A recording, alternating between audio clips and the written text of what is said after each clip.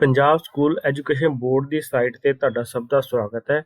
ਅੱਜ ਅਸੀਂ ਕਵਰ ਕਰਾਂਗੇ 11th ਕਲਾਸ ਦਾ ਯੂਨਿਟ 2 ਦਾ session number 1 features and conditions for credit sale.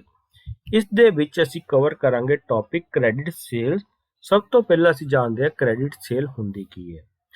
Credit sales refer to sales that involves extending credit to the customer. The customer takes the product now and agree to pay it later. Credit sales are a type of trade credit.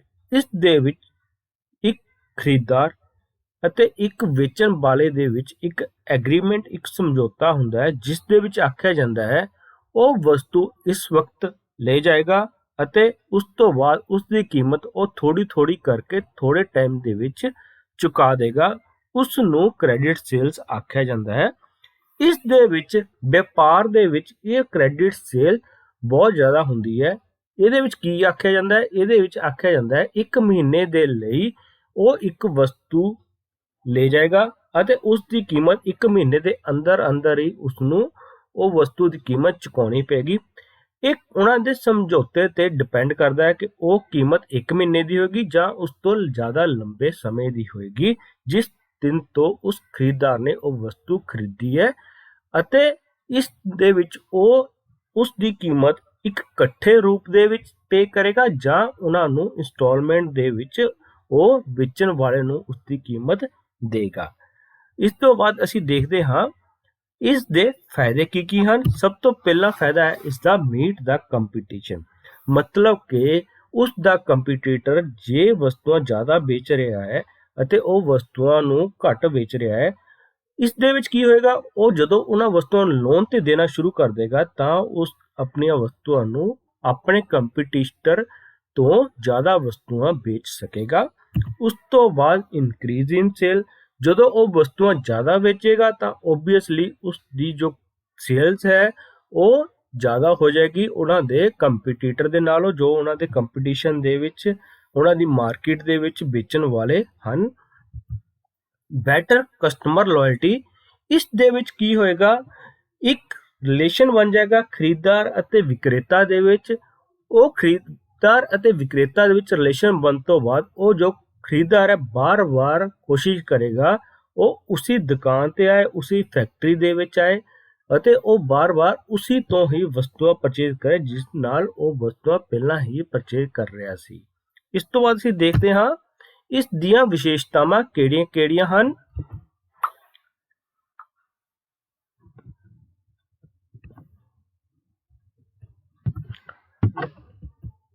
ਸਭ ਤੋਂ ਪਹਿਲੀ ਜੋ ਵਿਸ਼ੇਸ਼ਤਾ ਹੈ ਇਸ ਦੀ deals in goods and services. Goods and services ਦੋਨਾਂ ਵਿੱਚ ਪਹਿਲਾਂ ਸੋਚੀਏ ਅੰਤਰ ਕੀ ਹੁੰਦਾ ਹੈ। ਜੋ ਅਸੀਂ 9ਵੀਂ ਤੋਂ ਪੜ੍ਹਦੇ ਆ ਰਹੇ ਹਾਂ, ਗੁੱਡਸ ਐਂਡ ਸਰਵਿਸਿਜ਼ ਵਸਤੂਆਂ ਅਤੇ ਸੇਵਾਵਾਂ। ਵਸਤੂਆਂ ਕਿਹੜੀਆਂ ਹੁੰਦੀਆਂ ਹਨ? ਵਸਤੂਆਂ ਉਹ ਹੁੰਦੀਆਂ ਹਨ ਜਿਨ੍ਹਾਂ ਨੂੰ ਅਸੀਂ ਦੇਖ ਸਕਦੇ ਹਾਂ, ਛੂਹ ਸਕਦੇ ਹਾਂ, ਉਹ ਹੁੰਦੀਆਂ ਹਨ ਵਸਤੂਆਂ। ਅਤੇ ਸੇਵਾਵਾਂ ਉਹ ਹੁੰਦੀਆਂ ਹਨ ਜਿਨ੍ਹਾਂ ਦੇ ਅਸੀਂ ਪੈਸੇ ਤਾਂ ਅਦਾ ਕਰ ਸਕਦੇ ਹਾਂ ਪਰ ਉਹਨਾਂ ਨੂੰ ਅਸੀਂ ਦੇਖ ਜਾਂ ਛੂਹ ਨਹੀਂ ਸਕਦੇ, ਪਰ ਫਿਰ ਵੀ ਸਾਨੂੰ ਉਹਨਾਂ ਦੇ ਪੈਸੇ ਪੇ ਕਰਨੇ ਪੈਂਦੇ ਹਨ। ਜਿਸ ਤਰ੍ਹਾਂ ਕਿ ਟੈਲੀਕਾਮ ਦੀਆਂ ਸੇਵਾਵਾਂ, ਮਤਲਬ ਕਿ ਮੋਬਾਈਲ ਨੂੰ ਅਸੀਂ ਰਿਚਾਰਜ ਕਰਦੇ ਹਾਂ, ਜਾਂ ਇੰਸ਼ੋਰੈਂਸ ਕੰਪਨੀ ਦੇ ਲਈ ਅਸੀਂ ਕੋਈ ਬਿੱਲ ਲੈਂਦੇ ਹਾਂ, ਇਹ ਸਭ ਸੇਵਾਵਾਂ ਦੇ ਵਿੱਚ ਹੀ ਆਉਂਦੇ ਹਨ। ਇਹ ਦੋਨਾਂ ਦੇ ਵਿੱਚ ਹੀ ਕ੍ਰੈਡਿਟ ਸੇਲ ਦਾ ਉਪਯੋਗ ਕੀਤਾ ਜਾਂਦਾ ਹੈ। ਉਸ ਤੋਂ ਬਾਅਦ ਅਸੀਂ ਦੇਖਦੇ ਹਾਂ title of goods lies with seller before selling. Selling ਤੋਂ ਪਹਿਲਾਂ, ਵੇਚਣ ਤੋਂ ਪਹਿਲਾਂ ਜੋ ਗੁੱਡਸ ਦਾ ਟਾਈਟਲ ਹੈ ਉਹ ਕਿਹਦੇ ਨਾਮ ਤੇ ਹੁੰਦਾ ਹੈ? ਸੈਲਰ ਦੇ ਨਾਮ ਤੇ ਹੁੰਦਾ ਹੈ, ਵਿਕਰੇਤਾ ਦੇ ਨਾਮ ਤੇ ਹੁੰਦਾ ਹੈ। ਜਦੋਂ ਉਹ ਵਸਤੂਆਂ ਨੂੰ ਵੇਚ ਦਿੰਦਾ ਹੈ ਉਹ ਵਸਤੂਆਂ ਦਾ ਟਾਈਟਲ ਕਿਸ ਦੇ ਨਾਮ ਤੇ ਹੋ ਜਾਂਦਾ ਹੈ? ਖਰੀਦਦਾਰ ਦੇ ਨਾਮ ਤੇ ਉਹ ਹੋ ਜਾਂਦਾ ਹੈ।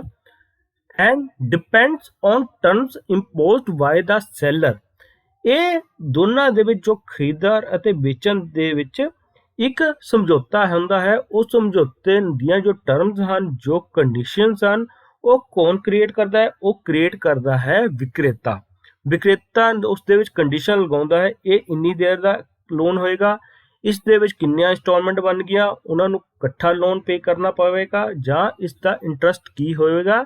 ਇਹ ਸਾਰੀਆਂ ਜੋ ਚੀਜ਼ਾਂ ਹੈ ਇਹ ਵਿਕਰੇਤਾ ਹੀ ਲਗਾਉਂਦਾ ਹੈ ਖਰੀਦਦਾਰ ਦੇ ਉੱਪਰ। ਉਸ ਤੋਂ ਬਾਅਦ ਹੈ no security is required, ਇਸ ਦੀ ਕੋਈ ਸਿਕਿਉਰਿਟੀ ਨਹੀਂ ਦੇਣੀ ਪੈਂਦੀ। ਕਈ ਥਾਵਾਂ ਤੇ ਇਦਾਂ ਹੁੰਦਾ ਹੈ ਕਿ ਸਾਨੂੰ ਸਿਕਿਉਰਿਟੀ ਨਹੀਂ ਦੇਣੀ ਪੈਂਦੀ, ਪਰ ਕੋਈ ਥਾਵਾਂ ਤੇ ਇਦਾਂ ਸਾਨੂੰ ਸਿਕਿਉਰਿਟੀ ਦੇਣੀ ਪੈਂਦੀ ਹੈ। ਹੁਣ ਸਿਕਿਉਰਿਟੀ ਕੀ ਹੁੰਦਾ ਹੈ? ਜਦੋਂ ਅਸੀਂ ਵਸਤੂਆਂ ਨੂੰ ਖਰੀਦਦੇ ਹਾਂ ਤਾਂ ਉਸ ਦੇ ਲਈ ਸਾਨੂੰ ਕੁਝ ਗਿਰਵੀ ਰੱਖਣਾ ਪੈਂਦਾ ਹੈ, ਉਸ ਨੂੰ ਕਹਿੰਦੇ ਹਾਂ ਅਸੀਂ ਸਿਕਿਉਰਿਟੀ। ਜਦੋਂ ਸਾਡਾ ਲੋਨ ਪੂਰਾ ਹੋ ਜਾਂਦਾ ਹੈ ਤਾਂ ਉਹ ਸਾਨੂੰ ਵਾਪਿਸ ਉਹ ਚੀਜ਼ ਵਾਪਿਸ ਕਰ ਦਿੰਦੇ ਹਨ। ਇਸ ਤੋਂ ਬਾਅਦ ਹੈ ਡਿਫਰੈਂਟ ਫਾਈਨੈਂਸ਼ੀਅਲ ਇੰਸਟੀਟਿਊਸ਼ਨਸ। ਇਸ ਵਕਤ ਬਾਜ਼ਾਰ ਦੇ ਵਿੱਚ ਬਹੁਤ ਸਾਰੇ ਇਦਾਂ ਦੇ ਫਾਈਨੈਂਸ਼ੀਅਲ ਇੰਸਟੀਟਿਊਸ਼ਨਸ ਕੰਮ ਕਰ ਰਹੇ ਹਨ ਜਿਹੜੇ ਤੁਹਾਨੂੰ 0% ਵਿਆਜ ਦੇ ਉੱਪਰ ਉਹ ਵਸਤੂ ਨੂੰ ਵੇਚ ਦੇਣਗੇ ਤੁਹਾਨੂੰ ਉਸ ਵਸਤੂ ਦੇ ਅਗੇਂਸਟ ਲੋਨ ਦੇ ਦੇਣਗੇ। ਉਹ ਸਾਰੇ ਇੰਸਟੀਟਿਊਸ਼ਨ ਇਸ ਟਾਈਮ ਬਾਜ਼ਾਰ ਦੇ ਵਿੱਚ ਕੰਮ ਕਰਦੇ ਹਨ। ਅੱਜ ਦੀ ਡੇਟ ਦੇ ਵਿੱਚ ਜੋ ਸਭ ਤੋਂ ਜ਼ਿਆਦਾ ਕੰਮ ਕਰ ਰਿਹਾ ਹੈ ਇਸ ਦੇ ਵਿੱਚ ਬਜਾਜ ਫਿਨਸਰਵ ਇਸ ਵਕਤ ਬਾਜ਼ਾਰ ਦੇ ਵਿੱਚ ਕੰਮ ਕਰ ਰਿਹਾ ਹੈ ਬਹੁਤ ਜ਼ਿਆਦਾ ਮਾਤਰਾ ਦੇ ਵਿੱਚ। ਉਸ ਤੋਂ ਬਾਅਦ ਹੈ ਸ਼ਾਰਟ ਫਾਈਨਾਂਸ।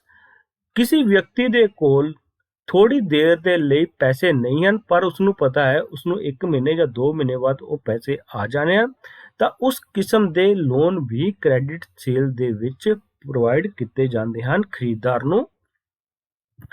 ਇਸ ਤੋਂ ਬਾਅਦ ਅਸੀਂ ਦੇਖਦੇ ਹਾਂ ਕ੍ਰੈਡਿਟ ਸੇਲਸ ਐਗਰੀਮੈਂਟ ਹੁੰਦਾ ਕੀ ਹੈ। ਮਤਲਬ ਕਿ ਇੱਕ ਸਮਝੌਤਾ ਜੋ ਖਰੀਦਦਾਰ ਅਤੇ ਵਿਕਰੇਤਾ ਦੇ ਵਿੱਚ ਹੁੰਦਾ ਹੈ ਉਹ ਕਿਸ ਪ੍ਰਕਾਰ ਦਾ ਹੁੰਦਾ ਹੈ। A credit sale agreement is an agreement for the sale of goods under which the purchase price or part of it is payable by installments।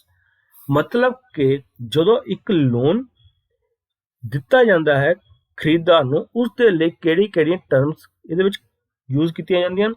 ਸਭ ਤੋਂ ਪਹਿਲਾਂ ਉਸ ਵਸਤੂ ਦੀ ਕੀਮਤ ਕੀ ਹੋਏਗੀ, ਕੀ ਉਹ ਕੀਮਤ ਨੂੰ ਪੂਰੇ ਤੇ ਲੋਨ ਲੈਣਾ ਚਾਹੁੰਦਾ ਹੈ ਜਾਂ ਉਸ ਦੀ ਅੱਧੀ ਪੇਮੈਂਟ ਉਹ ਕੈਸ਼ ਕਰ ਦੇਗਾ ਅਤੇ ਬਾਕੀ ਦੀ ਅੱਧੀ ਪੇਮੈਂਟ ਜੋ ਹੋਏਗੀ ਉਹ ਉਸ ਨੂੰ ਇੰਸਟਾਲਮੈਂਟ ਦੇ ਰੂਪ ਦੇ ਵਿੱਚ ਵਿਕਰੇਤਾ ਨੂੰ ਦੇਵੇਗਾ। ਇਸ ਤਰ੍ਹਾਂ ਦੇ ਐਗਰੀਮੈਂਟ ਨੂੰ ਅਸੀਂ ਕਹਿੰਦੇ ਹਾਂ ਕ੍ਰੈਡਿਟ ਸੇਲਸ ਐਗਰੀਮੈਂਟ। ਅਤੇ ਉਹ ਇੰਸਟਾਲਮੈਂਟਸ ਕਿੰਨੀ ਪ੍ਰਕਾਰ ਦੀਆਂ ਹੋਣਗੀਆਂ ਤੇ ਕਿੰਨੇ ਰੁਪਏ ਦੀਆਂ ਹੋਣਗੀਆਂ, ਕਿੰਨੀ ਦੇਰ ਦੀਆਂ ਹੋਣਗੀਆਂ, ਸਾਰੀਆਂ ਚੀਜ਼ਾਂ ਕ੍ਰੈਡਿਟ ਸੇਲਸ ਐਗਰੀਮੈਂਟ ਦੇ ਵਿੱਚ ਲਿਖੀਆਂ ਜਾਂਦੀਆਂ ਹਨ ਅਤੇ ਉਸ ਪ੍ਰਕਾਰ ਹੀ ਖਰੀਦਦਾਰ ਨੂੰ ਵਿਕਰੇਤਾ ਨੂੰ ਆਪਣੀ ਕਿਸ਼ਤਾਂ ਦੇਣੀਆਂ ਪੈਂਦੀਆਂ ਹਨ। ਇਸ ਤੋਂ ਬਾਅਦ ਅਸੀਂ ਦੇਖਦੇ ਹਾਂ ਰਿਟੇਲ ਕ੍ਰੈਡਿਟ ਫੈਸਿਲਿਟੀ ਕੀ ਹੁੰਦੀ ਹੈ। Retail credit facility is an financial method which provides loan facility to retail consumers for purchasing goods and services। Retail credit facility ਇੱਕ ਤਰ੍ਹਾਂ ਦਾ ਫਾਈਨੈਂਸ਼ੀਅਲ ਮੈਥਡ ਹੈ, ਇੱਕ ਤਰ੍ਹਾਂ ਜਿਹਨਾਂ ਨੂੰ ਅਸੀਂ ਪੈਸੇ ਦੇ ਵਿੱਚ ਅਸੀਂ ਕਾਊਂਟ ਕਰਦੇ ਹਾਂ, ਜਿਹੜਾ ਕੀ ਪ੍ਰੋਵਾਈਡ ਕਰਦਾ ਹੈ loan facility to retail consumers. Retail consumers ਕੌਣ ਹੁੰਦੇ ਹਨ? ਜੋ ਖਪਤਕਾਰ ਅਸੀਂ ਕਹਿ ਲਈਏ ਉਹਨਾਂ ਨੂੰ ਅਸੀਂ ਕਹਿੰਦੇ ਹਾਂ retail consumers for purchasing goods and services. ਕਿਹਨਾਂ ਦੇ ਲਈ? ਵਸਤੂਆਂ ਜਾਂ ਸੇਵਾਵਾਂ ਖਰੀਦਣ ਦੇ ਲਈ ਉਹਨਾਂ ਨੂੰ ਇੱਕ ਲੋਨ ਦੀ ਫੈਸਿਲਿਟੀ ਦਿੱਤੀ ਜਾਂਦੀ ਹੈ, ਉਹਨਾਂ ਨੂੰ ਅਸੀਂ ਕਹਿੰਦੇ ਹਾਂ ਰਿਟੇਲ ਕ੍ਰੈਡਿਟ ਫੈਸਿਲਿਟੀ। ਅਤੇ ਇਹ ਫੈਸਿਲਿਟੀ ਕਿਹਨਾਂ ਨੂੰ ਦਿੱਤੀ ਜਾਂਦੀ ਹੈ? ਇਹ ਫੈਸਿਲਿਟੀ ਦਿੱਤੀ ਜਾਂਦੀ ਹੈ ਰਿਟੇਲ ਕੰਜ਼ਿਊਮਰ ਨੂੰ, ਮਤਲਬ ਕਿ ਖਪਤਕਾਰਾਂ ਨੂੰ ਇਹ ਫੈਸਿਲਿਟੀ ਦਿੱਤੀ ਜਾਂਦੀ ਹੈ ਜਿਸ ਦੇ ਨਾਲ ਕਿ ਉਹ ਵਸਤੂਆਂ ਜਾਂ ਸੇਵਾਵਾਂ ਇੱਕ ਲੋਨ ਤੇ ਲੈ ਕੇ ਉਹ ਵਸਤੂਆਂ ਨੂੰ ਯੂਜ਼ ਕਰ ਸਕਦੇ ਹਨ।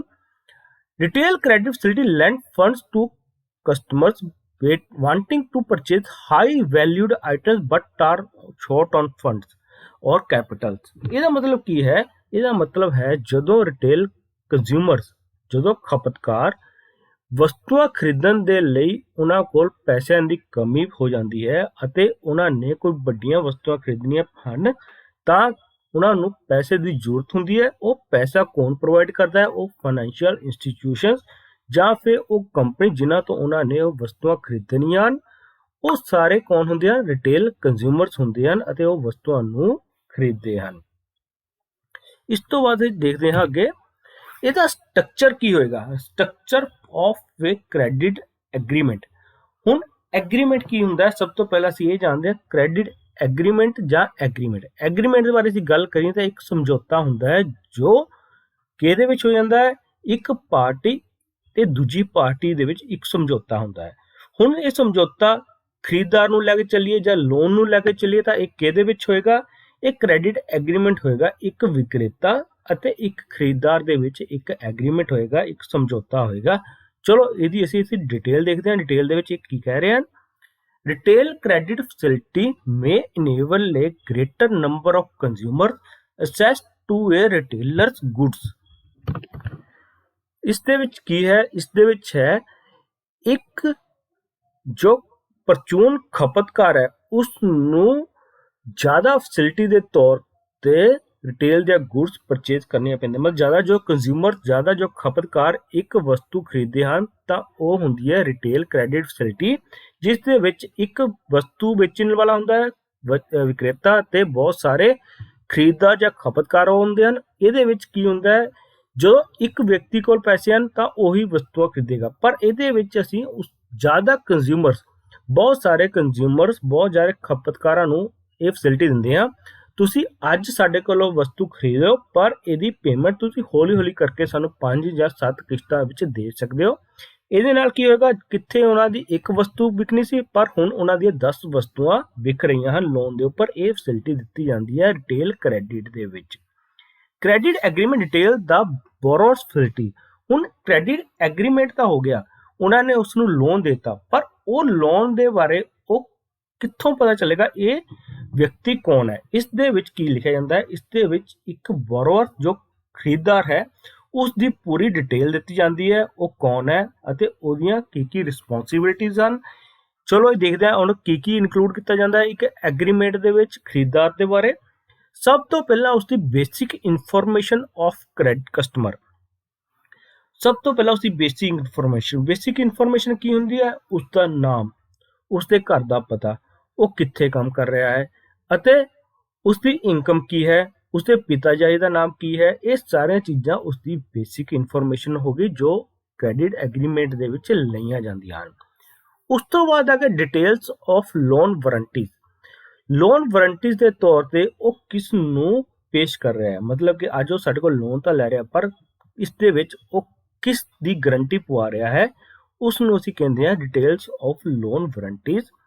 ਲੈਂਡਿੰਗ ਅਮਾਉਂਟ, ਉਸ ਦਾ ਕਿੰਨੇ ਦੀ ਵਸਤੂ ਉਹ ਖਰੀਦ ਰਿਹਾ ਹੈ ਅਤੇ ਕਿੰਨੇ ਪੈਸੇ ਉਹ ਕੈਸ਼ ਦੇ ਰਿਹਾ ਹੈ, ਜੋ ਬਾਕੀ ਦਾ ਅਮਾਉਂਟ ਹੈ ਉਹ ਕਿੰਨੇ ਦਾ ਲੋਨ ਲੈ ਰਿਹਾ ਹੈ। ਲੈਂਡਿੰਗ ਅਮਾਉਂਟ ਹੁੰਦਾ ਕਿੰਨੇ ਅਮਾਉਂਟ ਦਾ ਲੋਨ ਲੈ ਰਿਹਾ ਹੈ। ਅਤੇ ਇਸ ਦੇ ਵਿੱਚ ਇੰਟਰਸਟ ਰੇਟ ਕੀ ਹੋਏਗਾ, ਮਤਲਬ ਕਿ 1 ਸਾਲ ਦੇ ਵਿੱਚ ਜੋ 10,000 ਦਾ ਲੋਨ ਲੈ ਰਿਹਾ ਹੈ ਤਾਂ ਉਹ 10% ਦਾ ਇੰਟਰਸਟ ਹੋਏਗਾ। 10% ਦਾ ਮਤਲਬ ਹੋ ਗਿਆ ਉਸ ਨੂੰ 1,000 ਹੋਰ ਉਹਦੇ ਲੋਨ ਦੇ ਵਿੱਚ ਐਡ ਹੋਏਗਾ, 11,000 ਦਾ ਉਸ ਨੂੰ ਅਮਾਉਂਟ 1 ਸਾਲ ਦੇ ਵਿੱਚ ਦੇਣਾ ਪਏਗਾ।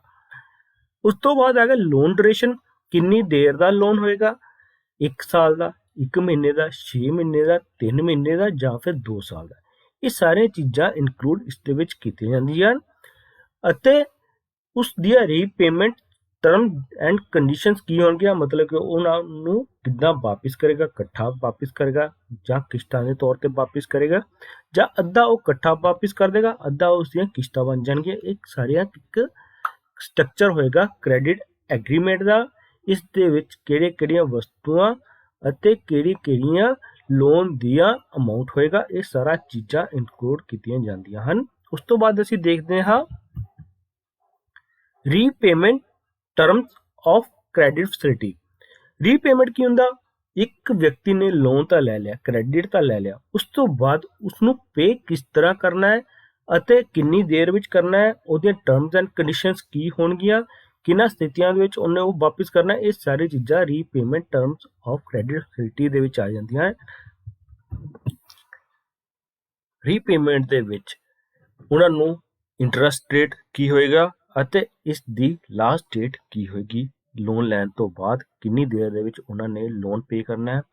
ਅਤੇ ਇਹ ਟਰਮਸ ਲਗਾਈਆਂ ਜਾਂਦੀਆਂ ਟਰਮ ਲੋਨ ਦੇ ਵਿੱਚ, ਮਤਲਬ ਕਿ 1 ਸਾਲ ਜਾਂ 1 ਮਹੀਨੇ ਜਾਂ 6 ਮਹੀਨੇ ਦੀ ਉਹਨਾਂ ਨੂੰ ਟਰਮ ਦਿੱਤੀ ਜਾਂਦੀ ਹੈ। ਉਸ ਦੇ ਵਿੱਚ ਉਹਨਾਂ ਨੇ ਉਹ ਲੋਨ ਪੇ ਕਰਨਾ ਹੁੰਦਾ ਹੈ ਅਤੇ ਜੇ ਉਹ ਲੋਨ ਨਹੀਂ ਪੇ ਕਰ ਸਕਦੇ ਤਾਂ ਉਹਨਾਂ ਨੂੰ ਮਿਨੀਮਮ ਪੇਮੈਂਟ ਅਮਾਉਂਟ ਕੀ ਹੋਏਗਾ ਉਸ ਲੋਨ ਦਾ, ਉਸ ਤੋਂ ਬਾਅਦ ਉਹ ਲੋਨ ਰੀਨਿਊ ਹੋਏਗਾ ਜਾਂ ਨਹੀਂ ਹੋਏਗਾ ਅਤੇ ਉਹਨਾਂ ਨੇ ਮਿਨੀਮਮ ਪੇਮੈਂਟ ਕਰਨ ਤੋਂ ਬਾਅਦ ਉਸ ਦੀ ਨੈਕਸਟ ਡੇਟ ਕੀ ਹੋਏਗੀ ਪੇਮੈਂਟ ਕਰਨ ਦੀ। ਇਹ ਸਾਰੀਆਂ ਚੀਜ਼ਾਂ repayment term of credit facility ਦੇ ਵਿੱਚ ਲਈਆਂ ਜਾਂਦੀਆਂ ਹਨ। ਇਸ ਤੋਂ ਬਾਅਦ ਅਸੀਂ ਚੈੱਕ ਕਰਦੇ ਹਾਂ conditions used for sale of goods and on credit. A contract of sales is a legal contract for the exchange of goods, services, or property from seller to buyer for an agreed upon value in money paid or the promises to pay the same। मतलब कि एक contract ਹੁੰਦਾ ਹੈ ਕਿਹਦੇ ਵਿੱਚ ਇੱਕ ਬਾਇਰ and ਇੱਕ seller ਦੇ ਵਿੱਚ ਵਸਤੂਆਂ ਦੀ ਮਿਲਕੀਅਤ ਨੂੰ ਐਕਸਚੇਂਜ ਕਰਨ ਦੇ ਲਈ ਉਸ ਦੇ ਵਿੱਚ ਕਿਹੜੀ-ਕਿਹੜੀਆਂ ਚੀਜ਼ਾਂ ਯੂਜ਼ ਕੀਤੀਆਂ ਜਾਂਦੀਆਂ ਹਨ, ਗੁੱਡਸ, ਸਰਵਿਸਿਜ਼ ਐਂਡ ਪ੍ਰਾਪਰਟੀ ਉਹ ਚੇਂਜ ਕਰਦੇ ਹਨ, ਉਹਨਾਂ ਦੀ ਮਲਕੀਅਤ ਜੋ ਇੱਕ ਵਿਅਕਤੀ ਤੋਂ ਦੂਜੇ ਵਿਅਕਤੀ ਨੂੰ ਚੇਂਜ ਕੀਤੀ ਜਾਂਦੀ ਹੈ ਅਤੇ ਉਹਨਾਂ ਦੋਨਾਂ ਦੇ ਵਿੱਚ ਇੱਕ ਐਗਰੀਮੈਂਟ ਹੋਇਆ ਹੈ, ਉਸ ਦੀ ਵੈਲਿਊ ਕਿੰਨੀ ਹੋਏਗੀ ਮਨੀ ਦੇ ਰੂਪ ਦੇ ਵਿੱਚ, ਉਹ ਸਾਰੀਆਂ ਚੀਜ਼ਾਂ ਇਸ ਦੇ ਵਿੱਚ ਲਈਆਂ ਜਾਂਦੀਆਂ ਹਨ। It is a specific type of legal contract. ਇਹ ਇੱਕ ਲੀਗਲ ਐਗਰੀਮੈਂਟ ਹੁੰਦਾ ਹੈ, ਲੀਗਲ ਕੰਟਰੈਕਟ ਹੁੰਦਾ ਹੈ ਬਾਇਰ ਐਂਡ ਸੈਲਰ ਦੇ ਵਿੱਚ, ਜਿਸ ਦੇ ਵਿੱਚ ਉਹਨਾਂ ਨੂੰ ਉਸ ਵਸਤੂ ਦੀ ਕੀਮਤ ਰੱਖੀ ਜਾਂਦੀ ਹੈ ਅਤੇ ਉਹ ਵਸਤੂ ਕਿਸ ਕਿਸਮ ਦੀ ਹੈ, ਵਸਤੂ ਹੈ, ਸੇਵਾਵਾਂ ਹਨ ਜਾਂ ਪ੍ਰਾਪਰਟੀ ਹੈ। ਹੁਣ ਇਹਦੀਆਂ ਪ੍ਰੋਵੀਜ਼ਨਸ ਕੀ ਹਨ? Provision in a contract of sales, ਸਭ ਤੋਂ ਪਹਿਲਾਂ ਅਸੀਂ ਦੇਖਦੇ ਹਾਂ seller agrees to transfer goods to a buyer at a price. Seller ਕੌਣ ਹੁੰਦਾ? ਵਿਕਰੇਤਾ ਅਤੇ ਖਰੀਦਦਾਰ ਦੇ ਵਿੱਚ ਇੱਕ ਸਮਝੌਤਾ ਹੁੰਦਾ ਹੈ ਕਿ ਉਹ ਵਸਤੂਆਂ ਦੀ ਮਲਕੀਅਤ ਵਿਕਰੇਤਾ ਤੋਂ ਖਰੀਦਦਾਰ ਨੂੰ ਦੇਵੇਗਾ ਇੱਕ ਨਿਰਧਾਰਿਤ ਕੀਮਤ ਦੇ ਉੱਪਰ। It can be made in writing ਔਰ ਬਾਈ ਵਰਡ ਆਫ ਮਾਊਥ। ਇਹ ਲਿਖਤੀ ਰੂਪ ਦੇ ਵਿੱਚ ਹੁੰਦਾ ਹੈ ਜਾਂ ਮੌਖਿਕ ਰੂਪ ਦੇ ਵਿੱਚ, ਦੋਨਾਂ ਰੂਪ ਦੇ ਵਿੱਚ ਹੋ ਸਕਦਾ ਹੈ। ਇੱਕ ਕੰਟਰੈਕਟ ਦੋਨਾਂ ਪਾਰਟੀਆਂ ਦੇ ਵਿੱਚ ਕਿਹਦੇ ਵਿੱਚ ਹੋ ਸਕਦਾ ਹੈ? ਲਿਖਤੀ ਰੂਪ ਦੇ ਵਿੱਚ ਜਾਂ ਮੌਖਿਕ ਰੂਪ ਦੇ ਵਿੱਚ, ਦੋਨਾਂ ਵਿੱਚ ਹੋ ਸਕਦਾ ਹੈ। A contract of agreement, a contract of sales is a generic term which includes, ਇੱਕ generic term ਹੈ ਜਿਹਦੇ ਵਿੱਚ ਦੋ ਚੀਜ਼ਾਂ ਲਿਖੀਆਂ ਜਾਂਦੀਆਂ ਹਨ, sales ਔਰ agreement of sales। ਹੁਣ ਸੇਲ ਕੀ ਹੁੰਦੀ ਹੈ? ਵਸਤੂ ਨੂੰ ਵੇਚ ਦਿੱਤਾ ਵਿਕਰੇਤਾ ਨੇ ਕਿਸ ਨੂੰ? ਬਾਇਰ ਨੂੰ। ਉਸ ਤੋਂ ਬਾਅਦ ਐਗਰੀਮੈਂਟ ਟੂ ਸੇਲਸ ਕੀ ਹੁੰਦਾ ਹੈ? ਉਹਦੀ ਬਾਰੇ ਗੱਲ ਕਰੀਏ ਤਾਂ agreement to sales constitutes the term and condition of sale by the seller to buyer. ਇਹਦੇ ਵਿੱਚ ਇੱਕ ਟਰਮਸ ਜਾਂ ਕੰਡੀਸ਼ਨਸ ਰੱਖੀਆਂ ਜਾਂਦੀਆਂ ਹਨ ਜਿਨ੍ਹਾਂ ਦੇ ਵਿੱਚ ਹੀ ਰਹਿ ਕੇ ਵਿਕਰੇਤਾ ਨੇ ਆਪਣੀਆਂ ਵਸਤੂਆਂ ਨੂੰ ਵੇਚਣਾ ਹੈ ਜਾਂ ਬਾਇਰ ਨੇ ਉਹਨਾਂ ਦੇ ਅੰਦਰ ਹੀ ਰਹਿ ਕੇ ਵਸਤੂਆਂ ਨੂੰ ਖਰੀਦਣਾ ਹੈ। These terms and conditions include the amount at which it is to be sold and the future date of full payment। ਇਸ ਦੇ ਵਿੱਚ ਲਿਖਿਆ ਜਾਂਦਾ ਹੈ ਕਿਸ ਕੀਮਤ ਤੇ ਵਸਤੂਆਂ ਨੂੰ ਵੇਚਿਆ ਜਾਏਗਾ ਅਤੇ ਫਿਊਚਰ ਦੇ ਵਿੱਚ ਉਸ ਦੀ ਪੇਮੈਂਟ ਕਿਸ ਰੂਪ ਦੇ ਵਿੱਚ ਕਰਨੀ ਹੈ। ਇਹ ਸਾਰੀਆਂ ਚੀਜ਼ਾਂ ਲਿਖੀਆਂ ਜਾਂਦੀਆਂ ਹਨ ਐਗਰੀਮੈਂਟ ਟੂ ਸੈਲ ਦੇ ਵਿੱਚ।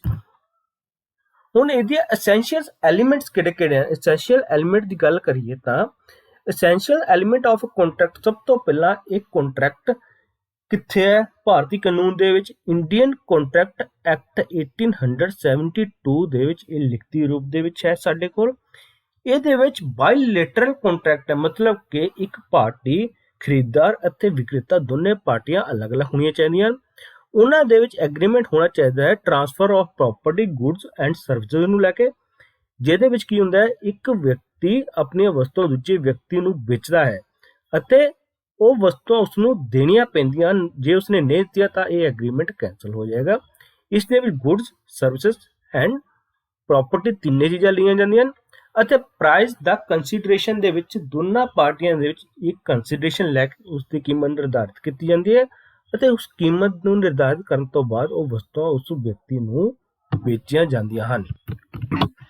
ਇਸ ਤੋਂ ਬਾਅਦ ਅਸੀਂ ਗੱਲ ਕਰਦੇ ਹਾਂ ਦੋਨਾਂ ਦੇ ਵਿੱਚ ਅੰਤਰ ਕੀ ਹੈ। ਕੰਡੀਸ਼ਨਸ ਐਂਡ ਵਾਰੰਟੀ ਦੇ ਵਿੱਚ difference between condition and warranty. Basics for comparison ਕਿਹੜੇ-ਕਿਹੜੇ ਹਨ? ਕੰਡੀਸ਼ਨ ਐਂਡ ਵਾਰੰਟੀ ਦੋਨਾਂ ਦਾ ਮਤਲਬ ਕੀ ਹੈ? ਕੰਡੀਸ਼ਨ ਦੀ ਗੱਲ ਕਰੀਏ ਤਾਂ ਇਹ requirement or event that should be performed before the completion of another action is known as condition. ਕਿਸੇ ਹੋਰ ਐਕਸ਼ਨ ਨੂੰ ਲੈ ਕੇ ਉਸ ਤੋਂ ਪਹਿਲਾਂ ਜੋ ਪਰਫਾਰਮ ਕੀਤਾ ਜਾਂਦਾ ਹੈ ਉਸ ਨੂੰ ਕਹਿੰਦੇ ਹਨ condition. A warranty is an assurance given by seller to the buyer about the state of product and that the prescribed fact are genuine। ਇਸ ਦੇ ਵਿੱਚ ਕੀ ਕਿਹਾ ਜਾਂਦਾ ਹੈ? ਇਸ ਦੇ ਵਿੱਚ ਆਖਿਆ ਜਾਂਦਾ ਹੈ ਕਿ ਵਸਤੂ ਪੂਰੀ ਤਰ੍ਹਾਂ ਦੇ ਜੈਨੂਇਨ ਹੈ। ਜੇ ਇਸ ਦੇ ਵਿੱਚ ਕੋਈ ਪ੍ਰੋਬਲਮ ਆਉਂਦੀ ਹੈ ਤਾਂ ਉਸ ਨੂੰ ਵਾਰੰਟੀ ਦੇ ਅੰਦਰ ਰਹਿ ਕੇ ਹੀ ਠੀਕ ਕੀਤਾ ਜਾਂਦਾ ਹੈ। ਹੁਣ ਇਹ ਡਿਫਾਈਨ ਕਿੱਥੇ ਕੀਤਾ ਗਿਆ ਹੈ? ਇਹ ਡਿਫਾਈਨ ਕੀਤਾ ਗਿਆ ਹੈ section 12(2) of Indian sale of goods act ਦੇ ਵਿੱਚ 1930 ਦੇ ਵਿੱਚ। ਸੈਕੰਡ, ਵਾਰੰਟੀ ਕਿੱਥੇ ਕੀਤਾ ਗਿਆ ਹੈ? Section 12(3) of Indian sales of goods act 1930 ਦੇ ਵਿੱਚ। What is it? ਇਹ ਕੀ ਹੈ? It is directly associated with the objective of the contract. ਇਹ ਸਿੱਧੀ ਤਰ੍ਹਾਂ ਤੇ ਹੀ ਕੰਟਰੈਕਟ ਦੇ ਆਬਜੈਕਟਿਵ ਦੇ ਨਾਲ ਹੀ ਸੰਬੰਧ ਰੱਖਦਾ ਹੈ। And it is subsidiary provision related to the objective of the contract. ਇਹ ਸਬਸਿਡਰੀ ਪ੍ਰੋਵੀਜ਼ਨ ਹੈ ਕਿਸ ਦਾ? ਆਬਜੈਕਟਿਵ ਆਫ ਕੰਟਰੈਕਟ ਦਾ। ਇਹ ਸਿੱਧਾ ਹੈ, ਕੰਡੀਸ਼ਨ ਸਿੱਧੀ ਆਬਜੈਕਟ ਹੈ, ਐਂਡ ਸਬਸਿਡਰੀ ਹੈ। ਵਾਰੰਟੀ ਸਬਸਿਡਰੀ ਪ੍ਰੋਵੀਜ਼ਨ ਹੈ। ਰਿਜ਼ਲਟ ਆਫ ਵ੍ਰੈਚ, ਜੇ ਦੋਨਾਂ ਦੇ ਵਿੱਚ ਇਹ ਕੰਟਰੈਕਟ ਟੁੱਟ ਜਾਂਦਾ ਹੈ ਤਾਂ ਉਸ ਦਾ ਕੀ ਹੁੰਦਾ ਹੈ? ਕੰਡੀਸ਼ਨ ਦੇ ਵਿੱਚ ਟਰਮੀਨੇਸ਼ਨ ਆਫ ਕੰਟਰੈਕਟ, ਜੋ ਕੰਟਰੈਕਟ ਕੀਤਾ ਗਿਆ ਉਹ ਖਤਮ ਹੋ ਜਾਂਦਾ ਹੈ। ਪਰ ਵਾਰੰਟੀ ਦੇ ਵਿੱਚ claim damage for the breach, ਇਸ ਦੇ ਵਿੱਚ ਜੇ ਕੰਟਰੈਕਟ ਟੁੱਟ ਜਾਂਦਾ ਹੈ ਤਾਂ ਬਾਇਰ ਇੱਕ ਕੇਸ ਕਰ ਸਕਦਾ ਹੈ ਸੈਲਰ ਦੇ ਉੱਪਰ, ਉਸ ਦੀ ਕੀਮਤ ਨੂੰ ਉਹ ਉਸ ਤੋਂ ਪ੍ਰਾਪਤ ਕਰ ਸਕਦਾ ਹੈ, claim damage for the breach. ਇਸ ਦੇ ਨਾਲ ਹੀ ਤੁਹਾਡਾ ਸਭ ਦਾ ਬਹੁਤ ਬਹੁਤ ਧੰਨਵਾਦ। 11th ਕਲਾਸ ਦੇ ਯੂਨਿਟ 2 ਦਾ session number 2 credit check and getting authorization. Credit ਕੀ ਹੁੰਦਾ ਹੈ? ਉਧਾਰ ਲੈਣ ਦੇ ਲਈ ਸਭ ਤੋਂ ਪਹਿਲਾਂ ਜਿਹੜੇ ਸਾਨੂੰ ਚੈੱਕ ਕਰਨ ਦੀ ਜ਼ਰੂਰਤ ਹੈ ਅਤੇ ਉਹਨਾਂ ਨੂੰ ਅਪਰੂਵ ਕਰਨ ਦੇ ਲਈ ਜਿਹੜੀ ਚੀਜ਼ਾਂ ਦੀ ਜ਼ਰੂਰਤ ਹੈ ਉਸ ਦੇ ਬਾਰੇ ਅਸੀਂ ਅੱਜ ਗੱਲ ਕਰਾਂਗੇ। ਸਭ ਤੋਂ ਪਹਿਲਾਂ ਅਸੀਂ ਜਾਣਦੇ ਹਾਂ ਕ੍ਰੈਡਿਟ ਚੈੱਕ ਹੁੰਦਾ ਕੀ ਹੈ। Any retail store primary objective is to enhance profit. Therefore, there is a need to identify potential customer for making credit sale. ਸਭ ਤੋਂ ਪਹਿਲਾਂ ਇੱਕ ਸਟੋਰ ਦਾ ਜੋ ਮੇਨ ਆਬਜੈਕਟਿਵ ਹੁੰਦਾ ਹੈ ਉਹ ਕੀ ਹੁੰਦਾ ਹੈ? ਆਪਣੀ ਸੇਲ ਨੂੰ ਵਧਾਉਣਾ। ਓਬਵੀਅਸਲੀ ਜੇ ਸੇਲ ਵਧੇਗੀ ਤਾਂ ਹੀ ਸਾਡਾ ਪ੍ਰੋਫਿਟ ਵੀ ਵਧੇਗਾ। ਜੇ ਸਾਡੀਆਂ ਕਿਸੇ ਸਟੋਰ ਦੇ ਵਿੱਚ 10 ਵਸਤੂਆਂ ਵਿਕ ਰਹੀਆਂ ਹਨ ਅਤੇ ਉਹਨਾਂ ਤੋਂ ਸਾਨੂੰ 10 ਰੁਪਏ ਦਾ ਜਾਂ 100 ਰੁਪਏ ਦਾ ਪ੍ਰੋਫਿਟ ਹੋ ਰਿਹਾ ਹੈ, ਜੇ ਉਹੀ ਸਾਡੀਆਂ 100 ਵਸਤੂਆਂ ਵਿਕਣ ਤਾਂ ਸਾਨੂੰ ਪ੍ਰੋਫਿਟ ਹੋਏਗਾ 1000 ਰੁਪਏ ਦਾ ਜਾਂ 100 ਰੁਪਏ ਦਾ। ਉਹ ਡਿਪੈਂਡ ਕਰਦਾ ਹੈ ਕਿਸੇ ਵਸਤੂ ਤੋਂ ਸਾਨੂੰ ਪ੍ਰੋਫਿਟ ਘੱਟ ਹੋ ਰਿਹਾ, ਕਿਸੇ ਵਸਤੂ ਤੋਂ ਸਾਨੂੰ ਪ੍ਰੋਫਿਟ ਵੱਧ ਹੋ ਰਿਹਾ।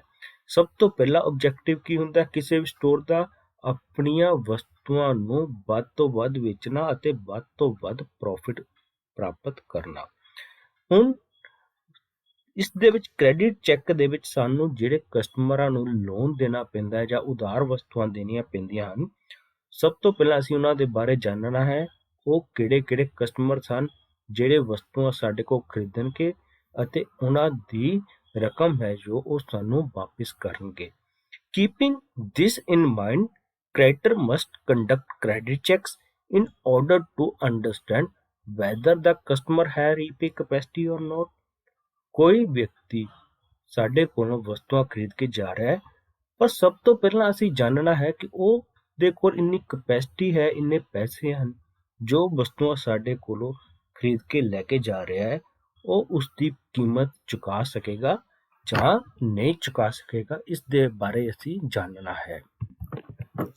ਉਸ ਤੋਂ ਬਾਅਦ ਅਸੀਂ ਚੱਲਦੇ ਹਾਂ ਆਪਣੇ ਨੈਕਸਟ ਤੇ, ਉਹ ਹੈ ਮੀਨਿੰਗ ਕੀ ਹੈ? Meaning of credit check. ਸਾਨੂੰ ਕ੍ਰੈਡਿਟ ਚੈੱਕ ਦਾ ਪਤਾ ਲੱਗ ਗਿਆ, ਉਸ ਦੇ ਵਿੱਚ ਕਿਹੜੀ ਚੀਜ਼ਾਂ ਹੁੰਦੀਆਂ ਹਨ। ਉਧਾਰ ਦੇਣ ਤੋਂ ਪਹਿਲਾਂ ਅਸੀਂ ਕਿਹੜੇ ਕਸਟਮਰ ਦੀ ਚੈੱਕ ਕਰਨੀ ਹੈ, ਕੀ ਚੈੱਕ ਕਰਨਾ ਹੈ। ਹੁਣ ਦੇਖਦੇ ਹਾਂ ਇਹਦਾ ਮਤਲਬ ਕਿੱਦਾਂ ਅਸੀਂ ਚੈੱਕ ਕਰਨਾ ਹੈ। Credit check is a sort of search performed by retailer to evaluate a customer's credit worthiness. ਹੁਣ ਕੀ ਕਰਦਾ ਹੈ ਇੱਕ ਦੁਕਾਨਦਾਰ, ਇੱਕ ਪਰਚੂਨਕਾਰ, ਉਸਨੇ ਆਪਣੀਆਂ ਵਸਤੂਆਂ ਵੇਚਣ ਤੋਂ ਪਹਿਲਾਂ ਕਸਟਮਰ ਦੇ ਬਾਰੇ ਜਾਣਨਾ ਹੈ, ਉਸ ਦੀ ਹਿਸਟਰੀ ਜਾਣਨੀ ਹੈ, ਉਹਨੇ ਕਿੰਨੇ ਲੋਨ ਲਏ ਹਨ ਉਹ ਜਾਣਨਾ ਹੈ ਅਤੇ ਉਸ ਦੀ ਇਨਕਮ ਕਿੰਨੀ ਹੈ। ਇਹ ਸਾਰੀਆਂ ਚੀਜ਼ਾਂ ਕ੍ਰੈਡਿਟ ਵਰਥਨੈਸ ਦੇ ਵਿੱਚ ਆ ਜਾਂਦੀਆਂ ਹਨ, ਮਤਲਬ ਕਿ ਉਹ ਲੋਨ ਪੇ ਕਰ ਸਕਦਾ ਹੈ, ਲੋਨ ਲੈਣ ਦੇ ਕਾਬਿਲ ਹੈ ਜਾਂ ਨਹੀਂ ਹੈ। ਇਹ ਸਭ ਚੀਜ਼ਾਂ ਉਸਨੇ ਚੈੱਕ ਕਰਨੀਆਂ ਹਨ। After A credit check, the retailer is able to assess whether the customer can handle his or her money matters and fulfill the requirement of credit. ਉਸ ਤੋਂ ਬਾਅਦ ਉਸਨੇ ਡਿਸਾਈਡ ਕਰਨਾ ਹੈ ਕਿ ਕਸਟਮਰ ਇੱਕ ਲੋਨ ਲੈਣ ਦੇ ਕਾਬਿਲ ਹੈ ਜਾਂ ਨਹੀਂ ਹੈ ਅਤੇ ਉਹ ਉਸ ਦੀਆਂ ਰਿਕੁਆਇਰਮੈਂਟ ਜੋ ਹੈ ਪੂਰੀਆਂ ਕਰਦਾ ਹੈ ਲੋਨ ਲੈਣ ਦੇ ਲਈ ਜਾਂ ਨਹੀਂ ਪੂਰੀਆਂ ਕਰਦਾ ਹੈ। ਜੇ ਅਸੀਂ ਆਪਣੇ ਇਸ ਪਿਕਚਰ ਤੇ ਗੱਲ ਕਰੀਏ ਤਾਂ ਜੋ ਕ੍ਰੈਡਿਟ ਸਕੋਰ ਹੈ, ਇਹ ਕ੍ਰੈਡਿਟ ਸਕੋਰ ਦੀ ਇੱਕ ਪਿਕਚਰ ਹੈ। ਇਸ ਦੇ ਵਿੱਚ ਹਰ ਇੱਕ ਕਸਟਮਰ ਨੂੰ ਇੱਕ ਸਕੋਰ ਦਿੱਤਾ ਜਾਂਦਾ ਹੈ, ਜਿਸ ਦਾ ਬੈਂਕ ਅਕਾਊਂਟ ਹੈ, ਜਿਸ ਨੇ ਲੋਨ ਲਿਆ ਹੈ, ਜਿਸ ਨੇ ਲੋਨ ਨਹੀਂ ਲਿਆ ਹੈ। ਇਹ ਸਾਰੀਆਂ ਚੀਜ਼ਾਂ ਇੱਕ ਕ੍ਰੈਡਿਟ ਸਕੋਰ ਦੇ ਰਾਹੀਂ ਇੱਕ ਰਿਟੇਲਰ ਪਤਾ ਕਰ ਸਕਦਾ ਹੈ ਉਸਨੇ ਅੱਜ ਕਿੰਨੇ ਤੱਕ ਲੋਨ ਲਿਆ ਹੈ, ਅੱਜ ਦੀ ਤਰੀਕ ਤੱਕ। ਜੇ ਵਸਤੂਆਂ ਉਸਨੇ ਅੱਜ ਖਰੀਦਣੀ ਹੈ ਤਾਂ ਉਸਨੇ ਪਿਛਲੇ 6 ਸਾਲਾਂ ਦੇ ਵਿੱਚ ਜਾਂ 10 ਸਾਲਾਂ ਦੇ ਵਿੱਚ ਕਿੰਨਾ ਲੋਨ ਲਿਆ ਹੈ ਅਤੇ ਉਹ ਲੋਨ ਨੂੰ ਨੇ ਪੇ ਕੀਤਾ ਹੈ ਜਾਂ ਨਹੀਂ ਕੀਤਾ ਹੈ ਅਤੇ ਉਸਦੇ ਅਕਾਊਂਟ ਦੇ ਵਿੱਚ ਕਿੰਨੇ ਪੈਸੇ ਹਨ। ਜੇ ਪੈਸੇ ਹਨ ਕਿ ਉਸਨੇ ਉਹ ਲੋਨ ਦੇ ਲਈ ਪੇ ਕੀਤੇ ਹਨ ਜਾਂ ਕਿਸੇ ਆਪਣੇ ਘਰ ਦੇ ਕੰਮ ਲਈ ਯੂਜ਼ ਕੀਤੇ ਹਨ। ਇਹ ਸਾਰੀਆਂ ਚੀਜ਼ਾਂ ਇਸ ਪਿਕਚਰ ਦੇ ਰਾਹੀਂ ਇੱਕ ਕਸਟਮਰ ਇੱਕ ਰਿਟੇਲਰ ਦੇ ਕੋਲ ਪਹੁੰਚ ਜਾਂਦੀਆਂ। ਜਿਸ ਦੇ ਸਕੋਰ ਘੱਟ ਹੁੰਦੇ ਹਨ ਉਸ ਨੂੰ ਲੋਨ ਨਹੀਂ ਦਿੱਤਾ ਜਾਂਦਾ ਅਤੇ ਪੂਅਰ ਨੂੰ ਲੋਨ ਵੀ ਨਹੀਂ ਦਿੱਤਾ ਜਾਂਦਾ। ਫੇਅਰ ਦੇ ਬਾਰੇ ਇੱਕ ਰਿਟੇਲਰ ਸੋਚ ਸਕਦਾ ਹੈ ਕਿ ਉਸ ਨੂੰ ਲੋਨ ਦੇਣਾ ਹੈ ਜਾਂ ਨਹੀਂ ਦੇਣਾ। ਗੁੱਡ ਦੇ ਵਿੱਚ ਉਹ ਸੋਚ ਸਕਦਾ ਹੈ ਉਸਨੇ ਉਸ ਨੂੰ ਲੋਨ ਦੇਣਾ ਹੈ ਅਤੇ ਕਿੰਨੀ ਦੇਰ ਦਾ ਦੇਣਾ ਹੈ, ਇਹ ਉਸਨੇ ਸੋਚਣਾ ਹੈ 1 ਸਾਲ ਦਾ ਜਾਂ 6 ਮਹੀਨੇ ਦਾ। ਐਕਸੀਲੈਂਟ ਦੇ ਵਿੱਚ ਉਹ ਉਸਨੂੰ ਲੰਬੇ ਟਰਮ ਦਾ ਲੋਨ ਦੇ ਸਕਦਾ ਹੈ। ਇਸ ਤੋਂ ਬਾਅਦ ਅਸੀਂ ਚੈੱਕ ਕਰਦੇ ਹਾਂ ਨੈਕਸਟ ਆਪਣਾ topic need for credit checking. ਹੁਣ ਇਸ ਦੀ ਜ਼ਰੂਰਤ ਕਿਉਂ ਹੈ ਕ੍ਰੈਡਿਟ ਚੈਕਿੰਗ ਦੀ। ਇੱਕ ਰਿਟੇਲਰ ਕਿਉਂ ਇੱਕ ਕਸਟਮਰ ਨੂੰ ਕ੍ਰੈਡਿਟ ਚੈੱਕ ਕਰ ਸਕਦਾ ਹੈ ਉਸ ਦੇ ਬਾਰੇ ਅਸੀਂ ਜਾਣਦੇ ਹਾਂ। ਸਭ ਤੋਂ ਪਹਿਲਾਂ protect the interest of party. ਹੁਣ ਇਸ ਦੇ ਵਿੱਚ ਦੋ ਪਾਰਟੀਆਂ ਹਨ, ਇੱਕ ਕੌਣ ਹੈ ਰਿਟੇਲਰ, ਇੱਕ ਹੈ ਕਸਟਮਰ। ਰਿਟੇਲਰ ਕੌਣ ਹੈ ਜਿਸਨੇ ਵਸਤੂ ਵੇਚਣੀ ਹੈ ਅਤੇ ਕਸਟਮਰ ਕੌਣ ਹੈ ਜਿਸਨੇ ਵਸਤੂ ਖਰੀਦਣੀ ਹੈ। ਹੁਣ ਦੋਨਾਂ ਪਾਰਟੀਆਂ ਦਾ ਪ੍ਰੋਟੈਕਟ ਹੁੰਦਾ ਹੈ ਇਸ ਦੇ ਵਿੱਚ ਕਿ ਉਹ ਆਪਣੇ ਆਪ ਨੂੰ ਪ੍ਰੋਟੈਕਟ ਕਰਕੇ ਚੱਲਦੀ ਆ। ਜੇ ਰਿਟੇਲਰ ਨੇ ਵਸਤੂ ਵੇਚਣੀ ਹੈ ਕਿਸੇ ਕਸਟਮਰ ਨੂੰ, ਸਭ ਤੋਂ ਪਹਿਲਾਂ ਉਹ ਚੈੱਕ ਕਰੇਗਾ ਕਿ ਉਹ ਪੇ ਕਰ ਸਕਦਾ ਹੈ ਜਾਂ ਨਹੀਂ ਕਰ ਸਕਦਾ। ਜੇ ਉਹ ਨਹੀਂ ਪੇ ਕਰ ਸਕਦਾ ਤਾਂ ਕੀ ਹੋਏਗਾ, ਉਸ ਨੂੰ ਆਪਣੀ ਵਸਤੂ ਦੀ ਕੀਮਤ ਹੈ ਉਹ ਵਾਪਿਸ ਨਹੀਂ ਆਏਗੀ ਅਤੇ ਉਹ ਮਰ ਜਾਏਗੀ। ਕਸਟਮਰ ਦੇ ਤੌਰ ਤੇ ਸੋਚੀਏ ਤਾਂ ਜੇ ਉਹ ਪੇ ਨਹੀਂ ਕਰ ਸਕਦਾ, ਕੱਲ ਨੂੰ ਉਸ ਦੇ ਅਗੇਂਸਟ ਕੇਸ ਹੋ ਸਕਦਾ ਹੈ, ਉਸ ਨੂੰ ਪੁਲਿਸ ਫੜ ਸਕਦੀ ਹੈ। ਇਸ ਲਈ ਦੋਨਾਂ ਦਾ ਜੋ ਇੰਟਰਸਟ ਹੈ ਉਸ ਨੂੰ ਪ੍ਰੋਟੈਕਟ ਕਰਨਾ ਇਸ ਦਾ ਸਭ ਤੋਂ ਵੱਡਾ ਜ਼ਰੂਰਤ ਹੈ ਨੀਡ ਫॉर ਕ੍ਰੈਡਿਟ ਚੈਕਿੰਗ ਦੇ ਵਿੱਚ। ਉਸ ਤੋਂ ਬਾਅਦ ਅਸੀਂ ਗੱਲ ਕਰਦੇ ਹਾਂ check at the time of application. ਇਹ ਸਾਰੀਆਂ ਚੀਜ਼ਾਂ ਕਦੋਂ ਚੈੱਕ ਕਰਨੀਆਂ ਚਾਹੀਦੀਆਂ ਹਨ, ਜਦੋਂ ਕਿਸੇ ਵਿਅਕਤੀ ਨੇ ਉਧਾਰ ਲੈਣਾ ਹੈ ਤਾਂ ਉਸੇ ਟਾਈਮ ਤੇ ਸਾਰੀ ਚੀਜ਼ਾਂ ਚੈੱਕ ਕਰਨੀਆਂ ਪੈਂਦੀਆਂ ਹਨ। ਉਸ ਵਿਅਕਤੀ ਦਾ ਨਾਮ, ਉਸ ਵਸਤੂ ਦਾ ਨਾਮ ਜੋ ਉਸਨੇ ਖਰੀਦਣੀ ਹੈ, ਉਸ ਦੇ ਪਿਤਾ ਜੀ ਦਾ ਨਾਮ ਜਿਸ ਵਿਅਕਤੀ ਨੇ ਲੋਨ ਲੈਣਾ ਹੈ ਅਤੇ ਉਸ ਦਾ ਪਤਾ ਕੀ ਹੈ, ਉਸਨੇ ਕਿੱਥੇ ਕੰਮ ਕੀਤਾ ਹੈ। ਇਹ ਸਾਰੀਆਂ ਚੀਜ਼ਾਂ ਜਾਣਨੀਆਂ ਬਹੁਤ ਜ਼ਰੂਰੀ ਹਨ at the time of application ਅਤੇ ਉਸ ਤੋਂ ਬਾਅਦ ਹੀ ਉਸਨੂੰ ਉਹ ਵਸਤੂ ਉਧਾਰ ਦਿੱਤੀ ਜਾਏਗੀ।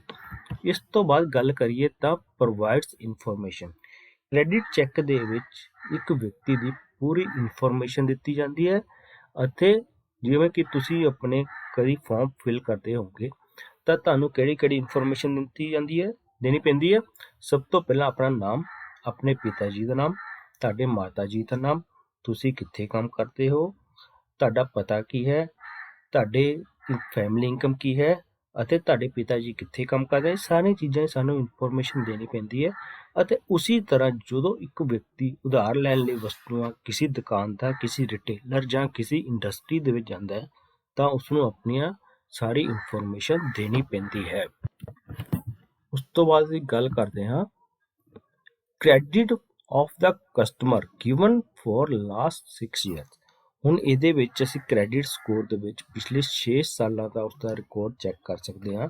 ਉਸਨੇ ਅੱਜ ਤੱਕ ਕਿੰਨੇ ਲੋਨ ਲਏ ਸੀ, ਉਹਨਾਂ ਵਿੱਚੋਂ ਕਿੰਨੇ ਉਸਨੇ ਫੁੱਲ ਪੇਮੈਂਟ ਕਰਤੀ, ਕਿੰਨਿਆਂ ਦੀ ਪੇਮੈਂਟ ਪੈਂਡਿੰਗ ਹੈ, ਕਿੰਨੀ ਪੈਂਡਿੰਗ ਹੈ। ਇਹ ਸਾਰੀਆਂ ਚੀਜ਼ਾਂ ਅਸੀਂ ਇੱਕ ਕ੍ਰੈਡਿਟ ਸਕੋਰ ਦੇ ਰਾਹੀਂ ਉਸਦੀਆਂ ਪਤਾ ਕਰ ਸਕਦੇ ਹਾਂ। ਇਸ ਦੇ ਲਈ ਵੱਖ ਇੰਸਟੀਟਿਊਸ਼ਨਸ ਹਨ ਜੋ ਇਹ ਸਾਰੀਆਂ ਚੀਜ਼ਾਂ ਇੱਕ ਰਿਟੇਲਰ ਜਾਂ ਇੱਕ ਕੰਪਨੀ ਨੂੰ ਪ੍ਰੋਵਾਈਡ ਕਰਦੀਆਂ ਹਨ, ਜਿਸ ਦੇ ਵਿੱਚ ਇਹ ਸਾਰਾ ਲਿਖਿਆ ਹੁੰਦਾ ਹੈ।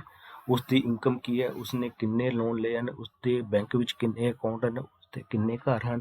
ਇਹ ਸਾਰੀ ਚੀਜ਼ਾਂ ਇੱਕ ਕ੍ਰੈਡਿਟ ਸਕੋਰ ਦੇ ਰਾਹੀਂ ਇੱਕ ਪਤਾ ਕੀਤੀਆਂ ਜਾ ਸਕਦੀਆਂ ਹਨ। ਇਸ ਤੋਂ ਬਾਅਦ ਚੱਲਦੇ ਆਪਣੇ ਨੈਕਸਟ ਟੌਪਿਕ ਤੇ, ਪੋਜ਼ਿਟਿਵ ਕ੍ਰੈਡਿਟ ਰਿਪੋਰਟਿੰਗ ਕੀ ਹੁੰਦੀ ਹੈ। ਪੋਜ਼ਿਟਿਵ ਕ੍ਰੈਡਿਟ ਰਿਪੋਰਟਿੰਗ ਦੇ ਵਿੱਚ ਸਭ ਤੋਂ ਪਹਿਲਾਂ ਇੱਕ ਵਿਅਕਤੀ ਨੂੰ ਕ੍ਰੈਡਿਟ ਸਕੋਰ ਦਿੱਤੇ ਜਾਂਦੇ ਹਨ, ਜਿਸ ਤਰ੍ਹਾਂ ਤੁਹਾਨੂੰ ਮੈਂ ਪਹਿਲਾਂ ਵੀ ਦੱਸਿਆ ਹੈ।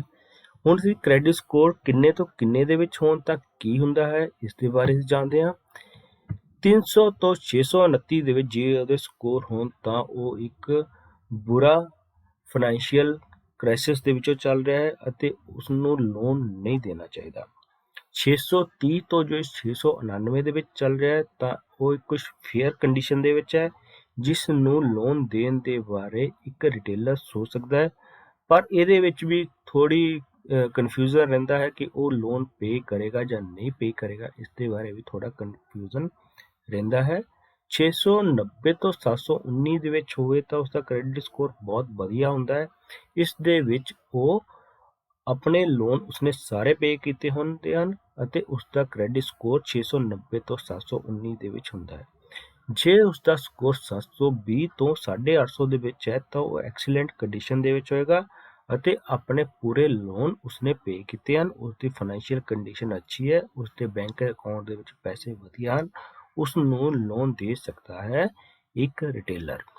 ਉਸ ਤੋਂ ਬਾਅਦ ਆ ਗਿਆ ਨੈਗੇਟਿਵ ਬਿਹੇਵੀਅਰ। ਨੈਗੇਟਿਵ ਬਿਹੇਵੀਅਰ ਕੀ ਹੁੰਦਾ ਹੈ? ਨੈਗੇਟਿਵ ਬਿਹੇਵੀਅਰ ਹੁੰਦਾ ਹੈ ਇੱਕ ਵਿਅਕਤੀ ਜਦੋਂ ਲੋਨ ਲੈਂਦਾ ਹੈ ਤਾਂ ਉਸ ਦੇ ਲਈ ਥੋੜੇ ਨੈਗੇਟਿਵ ਪੁਆਇੰਟਸ ਹੁੰਦੇ ਹਨ, ਜਿਵੇਂ ਉਸਨੇ ਲੋਨ ਨਹੀਂ ਪੇ ਕੀਤਾ। ਜੇ ਲੋਨ ਨਹੀਂ ਪੇ ਕੀਤਾ ਤਾਂ ਉਸਦੀਆਂ ਕੰਡੀਸ਼ਨਸ ਕੀ ਹੁੰਦੀਆਂ ਹਨ, ਉਸਦਾ ਨੈਗੇਟਿਵ ਬਿਹੇਵੀਅਰ ਬਣ ਜਾਂਦਾ ਹੈ ਮਾਰਕੀਟ ਦੇ ਵਿੱਚ ਕਿ ਇਹ ਬੰਦਾ ਲੋਨ ਲੈਣ ਦੇ ਕਾਬਿਲ ਨਹੀਂ ਹੈ ਅਤੇ ਇਸ ਨੂੰ ਲੋਨ ਨਹੀਂ ਦਿੱਤਾ ਜਾਏਗਾ। ਇਸੇ ਤਰ੍ਹਾਂ ਇੱਕ ਪੋਜ਼ਿਟਿਵ ਬਿਹੇਵੀਅਰ ਹੁੰਦਾ ਹੈ ਵਿਅਕਤੀ ਦਾ, ਜਿਸ ਨੇ ਆਪਣੇ ਆਪ ਰਿਕਾਰਡ ਨੂੰ ਮੇਨਟੇਨ ਕੀਤਾ ਹੁੰਦਾ ਹੈ, ਕ੍ਰੈਡਿਟ ਸਕੋਰ ਉਸਦੇ ਵਧੀਆ ਹੁੰਦੇ ਹਨ। ਜੇ ਉਸਦੇ ਕ੍ਰੈਡਿਟ ਸਕੋਰ ਵਧੀਆ ਹੁੰਦੇ ਹਨ ਤਾਂ ਉਸਦਾ ਮਾਰਕੀਟ ਦੇ ਵਿੱਚ ਬਿਹੇਵੀਅਰ ਚੰਗਾ ਮੰਨਿਆ ਜਾਂਦਾ ਹੈ ਤੇ ਉਸ ਨੂੰ ਹਰ ਵਿਅਕਤੀ, ਹਰ ਰਿਟੇਲਰ ਲੋਨ ਦੇ ਸਕਦਾ ਹੈ ਤੇ ਉਸ ਦੀ ਕੰਡੀਸ਼ਨ ਦੇ ਬਾਰੇ ਪਤਾ ਕਰ ਸਕਦਾ ਹੈ। Picture of customer finance. ਇੱਕ ਕ੍ਰੈਡਿਟ ਰਿਪੋਰਟ ਦੇ ਵਿੱਚ ਉਸ ਦੀ ਪੂਰੀ ਫਾਈਨੈਂਸ਼ੀਅਲ ਕੰਡੀਸ਼ਨ ਬਣ ਕੇ ਇੱਕ ਰਿਟੇਲਰ ਦੇ ਕੋਲ ਪਹੁੰਚ ਜਾਂਦੀ ਹੈ। ਉਸ ਦੀ ਫਾਈਨੈਂਸ਼ੀਅਲ ਕੰਡੀਸ਼ਨ ਦੇ ਵਿੱਚ ਉਸ ਕੋਲ ਪੈਸੇ ਕਿੰਨੇ ਹਨ, ਉਸਨੇ ਕਿੰਨੀ ਇਨਕਮ ਹੈ, ਇਹ ਸਾਰੀਆਂ ਚੀਜ਼ਾਂ ਉਸਦੇ ਕੋਲ ਪਹੁੰਚ ਜਾਂਦੀਆਂ ਹਨ। ਇਸ ਤੋਂ ਬਾਅਦ ਹੀ ਕਵਰ ਕਰਦੇ ਹਾਂ ਆਪਾਂ ਨੈਕਸਟ ਚੀਜ਼, procedure for credit check on A prospective customer. ਹੁਣ ਕ੍ਰੈਡਿਟ ਚੈੱਕ ਉਧਾਰ ਦੀ ਦੇਣ ਤੋਂ ਪਹਿਲਾਂ ਜਿਹੜੇ ਚੈੱਕ ਕੀਤੇ ਜਾਂਦੇ ਹਨ, ਜਿਸ ਦੇ ਪ੍ਰੋਸਪੈਕਟਿਵ ਕਸਟਮਰ ਕੌਣ ਹੁੰਦਾ? ਜਿਸਨੇ ਸਾਡੇ ਕੋਲੋਂ ਵਸਤੂ ਨਹੀਂ ਖਰੀਦੀ ਪਰ ਉਹ ਸਾਡੇ ਕੋਲ ਵਸਤੂ ਖਰੀਦਣ ਲਈ ਆ ਰਿਹਾ ਹੈ ਜਾਂ ਸਾਡਾ ਕਸਟਮਰ ਬਣ ਰਿਹਾ ਹੈ, ਇਸ ਲਈ ਉਹ ਪ੍ਰੋਸਪੈਕਟਿਵ ਕਸਟਮਰ ਹੈ ਸਾਡੇ ਲਈ, ਜਿਸਨੇ ਵਸਤੂ ਖਰੀਦਣੀ ਹੈ ਅਤੇ ਜਿਹੜਾ ਵਸਤੂ ਖਰੀਦਣ ਲਈ ਸਾਡੇ ਕੋਲ ਆਇਆ ਹੈ ਉਹ ਸਾਡਾ ਪ੍ਰੋਸਪੈਕਟਿਵ ਕਸਟਮਰ ਹੈ, ਪਰ ਉਸਨੇ ਹਜੇ ਤੱਕ ਸਾਡੇ ਕੋਲ ਵਸਤੂ ਉਹ ਖਰੀਦੀ ਨਹੀਂ ਹੈ। ਸਭ ਤੋਂ ਪਹਿਲਾਂ ਇਸ ਦੇ ਇੰਪੋਰਟੈਂਟ ਸਟੈਪਸ ਕਿਹੜੇ-ਕਿਹੜੇ ਹਨ? ਬਿਫੋਰ ਇਸ਼ੂਇੰਗ ਕ੍ਰੈਡਿਟ, ਉਧਾਰ ਦੇਣ ਤੋਂ ਪਹਿਲਾਂ ਸਾਨੂੰ ਕਿਹੜੇ-ਕਿਹੜੇ ਸਟੈਪਸ ਆਉਂਦੇ ਹਨ ਉਹਦੇ ਬਾਰੇ ਦੇਖਦੇ ਹਾਂ। Information to be collected from customer for credit checks is as follow. ਸਭ ਤੋਂ ਪਹਿਲਾਂ ਰਿਲੀਜ਼ ਆਫ ਇਨਫੋਰਮੇਸ਼ਨ, ਉਸ ਤੋਂ ਇਨਫੋਰਮੇਸ਼ਨ ਲੈਣੀ ਸਾਡੇ ਲਈ ਬਹੁਤ ਜ਼ਰੂਰੀ ਹੈ। ਉਧਾਰ ਦੇਣ ਤੋਂ ਪਹਿਲਾਂ ਉਸ ਦੇ ਬਾਰੇ, ਉਸ ਦੀ ਫੈਮਿਲੀ ਦੇ ਬਾਰੇ, ਉਸ ਦੇ ਕੰਮ ਦੇ ਬਾਰੇ, ਇਹ ਸਾਰੀਆਂ ਚੀਜ਼ਾਂ ਦੀ ਸਾਨੂੰ ਇਨਫੋਰਮੇਸ਼ਨ ਇੱਕ ਐਪਲੀਕੇਸ਼ਨ ਦੇ ਰੂਪ ਦੇ ਵਿੱਚ ਉਸ ਤੋਂ ਲੈਣੀ ਚਾਹੀਦੀ ਹੈ ਅਤੇ ਉਸ ਐਪਲੀਕੇਸ਼ਨ ਦੇ ਉਸ ਦੇ ਸਾਈਨ ਵੀ ਹੋਣੇ ਚਾਹੀਦੇ ਹਨ। ਜੇ ਉਸਨੇ ਸਾਨੂੰ ਐਪਲੀਕੇਸ਼ਨ ਦੇ ਆਪਣੇ ਸਾਈਨ ਕਰਕੇ ਨਹੀਂ ਦਿੱਤੇ ਤਾਂ ਇਸ ਦਾ ਮਤਲਬ ਹੈ ਕਿ ਉਹ ਉਧਾਰ ਲੈਣ ਦੇ ਕਾਬਿਲ ਨਹੀਂ ਹੈ ਅਤੇ ਉਸ ਨੂੰ ਉਧਾਰ ਦੇ ਤੌਰ ਤੇ ਵਸਤੂ ਨਹੀਂ ਦਿੱਤੀ ਜਾਏਗੀ। ਉਸ ਦੇ ਵਿੱਚ ਉਸ ਦਾ ਪਤਾ ਹੋਣਾ ਜ਼ਰੂਰੀ ਹੈ, ਉਸ ਦਾ ਆਪਣਾ ਪਤਾ ਕੀ ਹੈ, ਜਿਸ ਤਰ੍ਹਾਂ ਕਿ ਅਸੀਂ ਜਦੋਂ ਐਪਲੀਕੇਸ਼ਨ ਭਰਦੇ ਹਾਂ ਉਸ ਤੋਂ ਸਾਨੂੰ ਦੋ ਤਰ੍ਹਾਂ ਦੇ ਪਤੇ ਮਿਲਦੇ ਹਨ। ਪਹਿਲਾ ਕਿਹੜਾ ਹੁੰਦਾ ਹੈ? ਸਾਡਾ ਕਮਿਊਨੀਕੇਸ਼ਨ ਐਡਰੈਸ, ਜਿੱਥੇ ਸਾਨੂੰ ਚਿੱਠੀ ਪੱਤਰ ਆ ਸਕੇ, ਅਤੇ ਦੂਜਾ ਸਾਡਾ ਐਡਰੈਸ ਹੁੰਦਾ ਹੈ ਪਰਮਾਨੈਂਟ ਐਡਰੈਸ, ਜਿੱਥੇ ਅਸੀਂ ਪੱਕੇ ਤੌਰ ਤੇ ਵਸਨੀਕ ਹਾਂ, ਉਸ ਦਾ ਸਾਨੂੰ ਪਤਾ ਦੇਣਾ ਬਹੁਤ ਜ਼ਰੂਰੀ ਹੈ। ਉਸ ਤੋਂ ਬਾਅਦ ਹੈ ਉਸ ਦੀ ਇੰਪਲੋਇਮੈਂਟ, ਉਸਨੇ ਕਿੱਥੇ ਕੰਮ ਕੀਤਾ ਹੈ, ਉਸ ਦੀ ਇਨਕਮ ਕਿੰਨੀ ਹੈ ਅਤੇ ਉਸਨੇ ਕਿੰਨੀਆਂ ਕੰਪਨੀਆਂ ਚੇਂਜ ਕੀਤੀਆਂ ਹਨ ਜਾਂ ਚੇਂਜ ਕੀਤੀਆਂ ਹਨ ਤੇ ਕਿਉਂ ਕੀਤੀਆਂ ਹਨ ਅਤੇ ਉਸ ਤੋਂ ਉਸਨੂੰ ਕਿੰਨੀ ਇਨਕਮ ਹੋਈ ਹੈ, ਇਸ ਦੇ ਬਾਰੇ ਸਾਨੂੰ ਜਾਣਨਾ ਬਹੁਤ ਜ਼ਰੂਰੀ ਹੈ। ਇਹ ਹੋ ਗਿਆ ਇੱਕ ਪ੍ਰੋਸਪੈਕਟਿਵ ਕਸਟਮਰ ਦੇ ਰੂਪ ਦੇ ਵਿੱਚ ਸਾਨੂੰ ਜਿਹੜੀ ਚੀਜ਼ਾਂ ਲੈਣੀਆਂ ਪੈਂਦੀਆਂ ਹਨ। ਉਸ ਤੋਂ ਬਾਅਦ ਅਸੀਂ ਦੇਖਦੇ ਹਾਂ legal and company procedure for getting authorisation. ਉਸਨੂੰ ਆਥੋਰਾਈਜ਼ ਦੇਣ ਦੇ ਲਈ ਸਾਨੂੰ ਕਿਹੜੀ ਚੀਜ਼ਾਂ ਦੀ ਜ਼ਰੂਰਤ ਪੈਂਦੀ ਹੈ। ਇਹ person's credit history is private. ਹਰ ਇੱਕ ਕਸਟਮਰ ਦੀ ਜੋ ਹਿਸਟਰੀ ਹੁੰਦੀ ਹੈ ਉਧਾਰ ਦੇਣ ਦੀ, ਉਹ ਇੱਕ ਪ੍ਰਾਈਵੇਸੀ ਦੇ ਰੂਪ ਵਿੱਚ ਇੱਕ ਪ੍ਰਾਈਵੇਟ ਹੁੰਦੀ ਹੈ। Therefore, a retail firm needs to seek permission from the customer before accessing any information legally. ਇਸ ਲਈ ਇੱਕ ਕੰਪਨੀ ਇੱਕ ਵਿਕਰੇਤਾ ਦੇ ਤੌਰ ਤੇ ਸਾਨੂੰ ਉਸ ਤੋਂ ਪਰਮਿਸ਼ਨ ਲੈਣੀ ਪੈਂਦੀ ਹੈ ਕਿ ਅਸੀਂ ਉਸ ਦੀ ਇਨਫੋਰਮੇਸ਼ਨ ਲੀਗਲੀ ਰੂਪ ਦੇ ਵਿੱਚ ਪ੍ਰਾਪਤ ਕਰ ਸਕੀਏ। ਇਹ ਅਸੀਂ ਹੁਣ ਪਰਮਿਸ਼ਨ ਕਿੱਦਾਂ ਲੈਣੀ ਹੈ?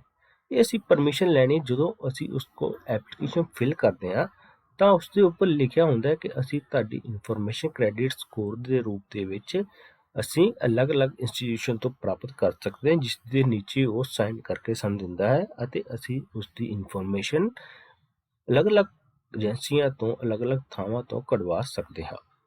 ਇਸ ਤੋਂ ਬਾਅਦ ਆ ਗਿਆ ਸਾਡਾ ਪ੍ਰੋਸੀਜਰ ਟੂ ਕ੍ਰੈਡਿਟ ਰਿਪੋਰਟ। ਹੁਣ ਰਿਪੋਰਟ ਕਿੱਦਾਂ ਪ੍ਰਾਪਤ ਕਰਨੀ ਹੈ? Credit report customers provide the necessary information for credit purchase. ਹੁਣ ਸਾਨੂੰ ਕਸਟਮਰ ਨੇ ਆਪਣੀ ਪੂਰੀ ਇਨਫੋਰਮੇਸ਼ਨ ਦੇ ਦਿੱਤੀ, ਸਾਨੂੰ ਜਿਹੜੀ ਚੀਜ਼ ਦੀ ਜ਼ਰੂਰਤ ਸੀ, ਉਸ ਦਾ ਨਾਮ, ਪਤਾ, ਇਨਕਮ ਅਤੇ ਉਹ ਕਿੱਥੇ ਰਹਿੰਦਾ ਹੈ। ਇਹ address assesses the information and make a report. ਹੁਣ ਇੱਕ ਪ੍ਰਚੁਰਕਾਰ ਨੇ ਕੀ ਕਰਨਾ ਹੈ? ਪ੍ਰਚੁਰਕਾਰ ਨੇ ਉਸ ਦੀ ਇਨਫੋਰਮੇਸ਼ਨ ਪ੍ਰਾਪਤ ਕਰਨੀ ਹੈ ਅਤੇ ਉਸ ਨੂੰ ਦੇਖਣਾ ਹੈ, ਉਸ ਦੇ ਬਾਰੇ ਫਿਰ ਉਸਨੇ ਇੱਕ ਰਿਪੋਰਟ ਤਿਆਰ ਕਰਨੀ ਹੈ।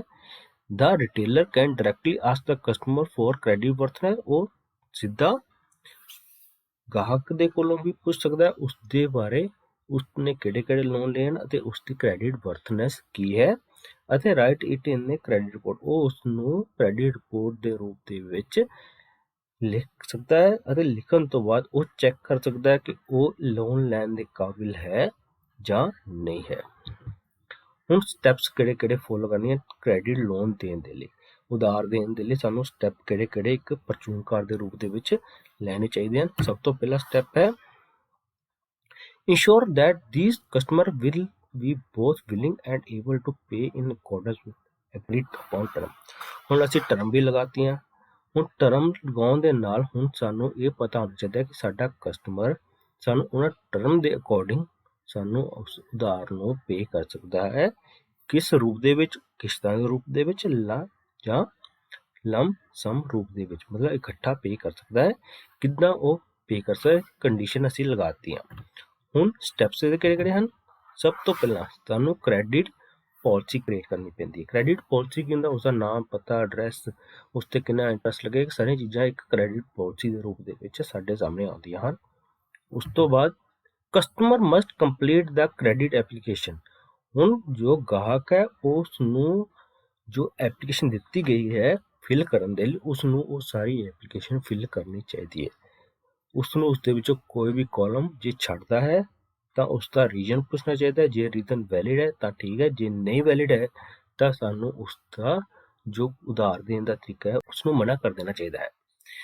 ਅਤੇ ਇਸ ਤੋਂ ਬਾਅਦ ਅਸੀਂ ਦੇਖਦੇ ਹਾਂ ਚੈੱਕ ਦਾ ਕ੍ਰੈਡਿਟਸ ਰੈਫਰੈਂਸ। ਹੁਣ ਕਸਟਮਰ ਨੇ ਸਾਨੂੰ 2 ਰੈਫਰੈਂਸ ਦੇਣੇ ਹੁੰਦੇ ਆ। ਤੁਹਾਨੂੰ ਪਤਾ ਹੈ ਜਦੋਂ ਅਸੀਂ ਅਕਾਊਂਟ ਖੁਲਾਉਂਦੇ ਹਾਂ ਜਾਂ ਕਿਤੇ ਐਪਲੀਕੇਸ਼ਨ ਫਿਲ ਕਰਦੇ ਹਾਂ ਤਾਂ ਉਹ ਸਾਡੇ ਕੋਲੋਂ ਰੈਫਰੈਂਸ ਪੁੱਛਦੇ ਹਨ। ਰੈਫਰੈਂਸ ਦਾ ਮਤਲਬ ਕੀ ਹੁੰਦਾ ਹੈ? ਸਾਡੇ ਆਲੇ ਦੁਆਲੇ ਜੋ ਵਿਅਕਤੀ ਰਹਿ ਰਹੇ ਹਨ ਅਤੇ ਉਹ ਸਾਨੂੰ ਚੰਗੀ ਤਰ੍ਹਾਂ ਜਾਣਦੇ ਹਨ ਜਾਂ ਨਹੀਂ ਜਾਣਦੇ, ਇਸ ਦੇ ਬਾਰੇ ਸਾਨੂੰ ਉਸ ਦੇ ਜੋ ਰੈਫਰੈਂਸ ਹੈ ਉਹ ਸਾਨੂੰ ਚੈੱਕ ਕਰਨੇ ਚਾਹੀਦੇ ਹਨ, ਉਹ ਵੈਲਿਡ ਹਨ ਜਾਂ ਨਹੀਂ ਵੈਲਿਡ। ਉਸ ਤੋਂ ਬਾਅਦ ਆ ਗਿਆ ਰਨ ਕ੍ਰੈਡਿਟ ਚੈੱਕ। ਉਸ ਦੇ ਸਕੋਰ ਸਾਨੂੰ ਪਤਾ ਕਰਨੇ ਚਾਹੀਦੇ ਹਨ ਕਿ ਉਸ ਦੇ ਸਕੋਰ ਕਿਸ ਰੂਪ ਦੇ ਵਿੱਚ ਆਉਂਦੇ ਹਨ, ਬੈਡ ਦੇ ਵਿੱਚ ਆਉਂਦੇ ਹਨ, ਗੁੱਡ ਦੇ ਵਿੱਚ ਆਉਂਦੇ ਹਨ, ਐਕਸਲੈਂਟ ਦੇ ਵਿੱਚ ਆਉਂਦੇ ਹਨ। ਉਸ ਦੇ ਰੂਪ ਦੇ ਵਿੱਚ ਕ੍ਰੈਡਿਟ ਚੈੱਕ ਸਾਨੂੰ ਕਰਨੇ ਚਾਹੀਦੇ ਹਨ ਕਿ ਉਸਨੇ ਉਸ ਦੇ ਸਕੋਰ ਕਿੰਨੇ ਆਏ ਹਨ ਅਤੇ ਉਹ ਕਿਸ ਤਰ੍ਹਾਂ ਲੋਨ ਪ੍ਰਾਪਤ ਕਰ ਸਕਦਾ ਹੈ। Request personal guarantee from customer. ਹੁਣ ਉਸ ਦੇ ਕੋਲੋਂ ਇੱਕ ਗਰੰਟੀ ਦੇ ਰੂਪ ਵਿੱਚ ਕਿਸੇ ਇੱਕ ਵਿਅਕਤੀ ਦਾ ਨਾਮ ਵੀ ਸਾਨੂੰ ਲੈਣਾ ਚਾਹੀਦਾ ਹੈ ਜੋ ਉਸ ਦੀ ਗਰੰਟੀ ਲੈ ਸਕੇ ਕਿ ਇਸਨੇ ਲੋਨ ਪੇ ਕਰ ਦੇਣਾ ਹੈ, ਤੇ ਜੇ ਇਹ ਪੇ ਨਹੀਂ ਕਰੇਗਾ ਤਾਂ ਮੈਨੇ ਪੇ ਕਰੇਗਾ ਇਸ ਦੀ ਥਾਂ ਤੇ। ਉਸ ਤੋਂ ਬਾਅਦ ਨੈਕਸਟ ਹੈ ਸਾਡਾ ਟੇਕ ਸਿਕਿਉਰਿਟੀ ਇੰਟਰਸਟ ਇਨ ਪ੍ਰੋਡਕਟ। ਹੁਣ ਸਿਕਿਉਰਿਟੀ ਦੇ ਤੌਰ ਤੇ ਇੰਟਰਸਟ ਦੇ ਤੌਰ ਤੇ ਅਸੀਂ ਉਹਨਾਂ ਕੋਲ ਕੋਈ ਸਿਕਿਉਰਿਟੀ ਲੈ ਸਕਦੇ ਹਾਂ ਜਿਸ ਦੇ ਰਾਹ ਸਾਡੀ ਵਸਤੂ ਜਾਂ ਸਾਡੀ ਕੀਮਤ ਨੂੰ ਇੱਕ ਸੇਫ ਰਹੇ ਕਿ ਅਸੀਂ ਉਸ ਤੋਂ ਉਹ ਕੀਮਤ ਲੈ ਲਈਏ ਅਤੇ ਫਿਊਚਰ ਦੇ ਵਿੱਚ ਉਹ ਸਾਨੂੰ ਉਸ ਵਸਤੂ ਦੀ ਕੀਮਤ ਦੇ ਕੇ ਉਹ ਵਸਤੂ ਵਾਪਿਸ ਲੈ ਸਕਦਾ ਹੈ।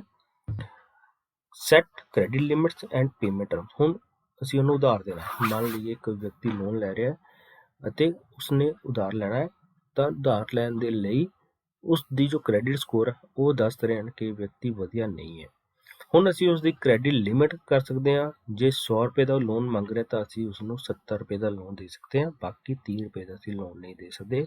ਇਹ ਕਹਿ ਸਕਦੇ ਹਾਂ ਤੁਸੀਂ 30 ਰੁਪਏ ਜੋ ਹੈ ਸਾਨੂੰ ਕੈਸ਼ ਦਿਓ, ਬਾਕੀ 70 ਰੁਪਏ ਦਾ ਲੋਨ ਮਿਲ ਜਾਏਗਾ।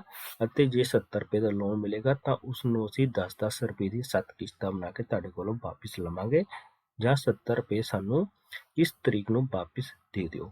ਇਹ ਹੁੰਦੀ ਹੈ ਕ੍ਰੈਡਿਟ ਲਿਮਿਟਸ ਅਤੇ ਪੇਮੈਂਟ ਟਰਮਸ। ਇਸ ਦੇ ਨਾਲ ਹੀ ਤੁਹਾਡਾ ਸਭ ਦਾ ਬਹੁਤ ਬਹੁਤ ਧੰਨਵਾਦ। ਅੱਜ ਅਸੀਂ ਕਵਰ ਕਰਾਂਗੇ 11ਵੀਂ ਕਲਾਸ ਦੇ ਯੂਨਿਟ ਨੰਬਰ 2 ਦਾ ਸੈਸ਼ਨ ਨੰਬਰ 3 ਪ੍ਰੋਸੈਸਿੰਗ ਕ੍ਰੈਡਿਟ ਰੈਕੁਜ਼ੀਸ਼ਨ। ਉਸ ਤੋਂ ਪਹਿਲਾਂ ਅਸੀਂ ਜਾਣਦੇ ਹਾਂ ਕਿ ਰੈਕੁਜ਼ੀਸ਼ਨ ਕੀ ਹੁੰਦੀ ਹੈ। Requisition is a formal request by a buyer to the seller to sell the desired goods on conditions agreed upon। ਇਸ ਦੇ ਵਿੱਚ ਕੀ ਕਿਹਾ ਗਿਆ ਹੈ, ਜਦੋਂ ਖਰੀਦਦਾਰ ਵਿਕਰੇਤਾ ਨੂੰ ਰਿਕੁਐਸਟ ਕਰਦਾ ਹੈ ਕਿ ਉਹ ਆਪਣੀਆਂ ਵਸਤੂਆਂ ਜਿਨ੍ਹਾਂ ਸ਼ਰਤਾਂ ਦੇ ਲਈ ਦੋਨੇ ਪਾਰਟੀਆਂ ਐਗਰੀਡ ਹੋਣ ਉਹਨਾਂ ਤੇ ਸਾਨੂੰ ਵੇਚ ਦੇਵੇ। ਇਟ ਜਨਰਲੀ ਇਨਕਲੂਡਸ, ਇਹਦੇ ਵਿੱਚ ਕੀ ਹੁੰਦਾ ਹੈ, brand name, model name, quantity and required delivery date. ਇਹ ਸਾਰੀਆਂ ਚੀਜ਼ਾਂ ਇੱਕ ਰੈਕੁਜ਼ੀਸ਼ਨ ਦੇ ਵਿੱਚ ਹੁੰਦੀਆਂ ਹਨ। ਮੰਨ ਲਈਏ ਅਸੀਂ ਕਿਸੇ ਵਾਸ਼ਿੰਗ ਮਸ਼ੀਨ ਦੀ ਦੁਕਾਨ ਤੇ ਗਏ, ਅਸੀਂ ਉਸ ਨੂੰ ਕਿਹਾ ਕਿ ਸਾਨੂੰ IFB ਦੀ ਵਾਸ਼ਿੰਗ ਮਸ਼ੀਨ ਚਾਹੀਦੀ ਹੈ ਅਤੇ ਅਸੀਂ ਉਸ ਦੇ ਕੋਲੋਂ IFB ਦਾ ਮਾਡਲ ਨੰਬਰ ਲਿਖ ਕੇ ਲੈ ਗਏ। ਹੁਣ ਅਸੀਂ ਉਹਨੂੰ ਕੀ ਰਿਕੁਐਸਟ ਕੀਤੀ, ਅਸੀਂ ਰਿਕੁਐਸਟ ਕੀਤੀ ਕਿ ਸਾਨੂੰ IFB ਦਾ ਇਹ ਮਾਡਲ ਨੰਬਰ ਇਸ ਤਰੀਕ ਨੂੰ ਸਾਨੂੰ ਵੇਚ ਦੇਵੇ। ਅੱਗਿਓਂ ਵਿਕਰੇਤਾ ਵੀ ਐਗਰੀ ਹੋ ਜਾਂਦਾ ਹੈ ਕਿ ਉਹ ਇਹਨਾਂ ਵਸਤੂਆਂ ਨੂੰ ਇਸ ਮਾਡਲ ਨੂੰ ਸਾਨੂੰ ਵੇਚ ਦੇਗਾ। ਇਹ ਹੁੰਦੀ ਹੈ ਇੱਕ ਰੈਕੁਜ਼ੀਸ਼ਨ ਜੋ ਇੱਕ ਖਰੀਦਦਾਰ ਦੇ ਦੁਆਰਾ ਇੱਕ ਵਿਕਰੇਤਾ ਨੂੰ ਦਿੱਤੀ ਜਾਂਦੀ ਹੈ। ਹੁਣ ਇਸ ਦੇ ਵਿੱਚ ਇੱਕ ਵਰਡ ਹੋਰ ਆ ਗਿਆ, ਕ੍ਰੈਡਿਟ ਰੈਕੁਜ਼ੀਸ਼ਨ।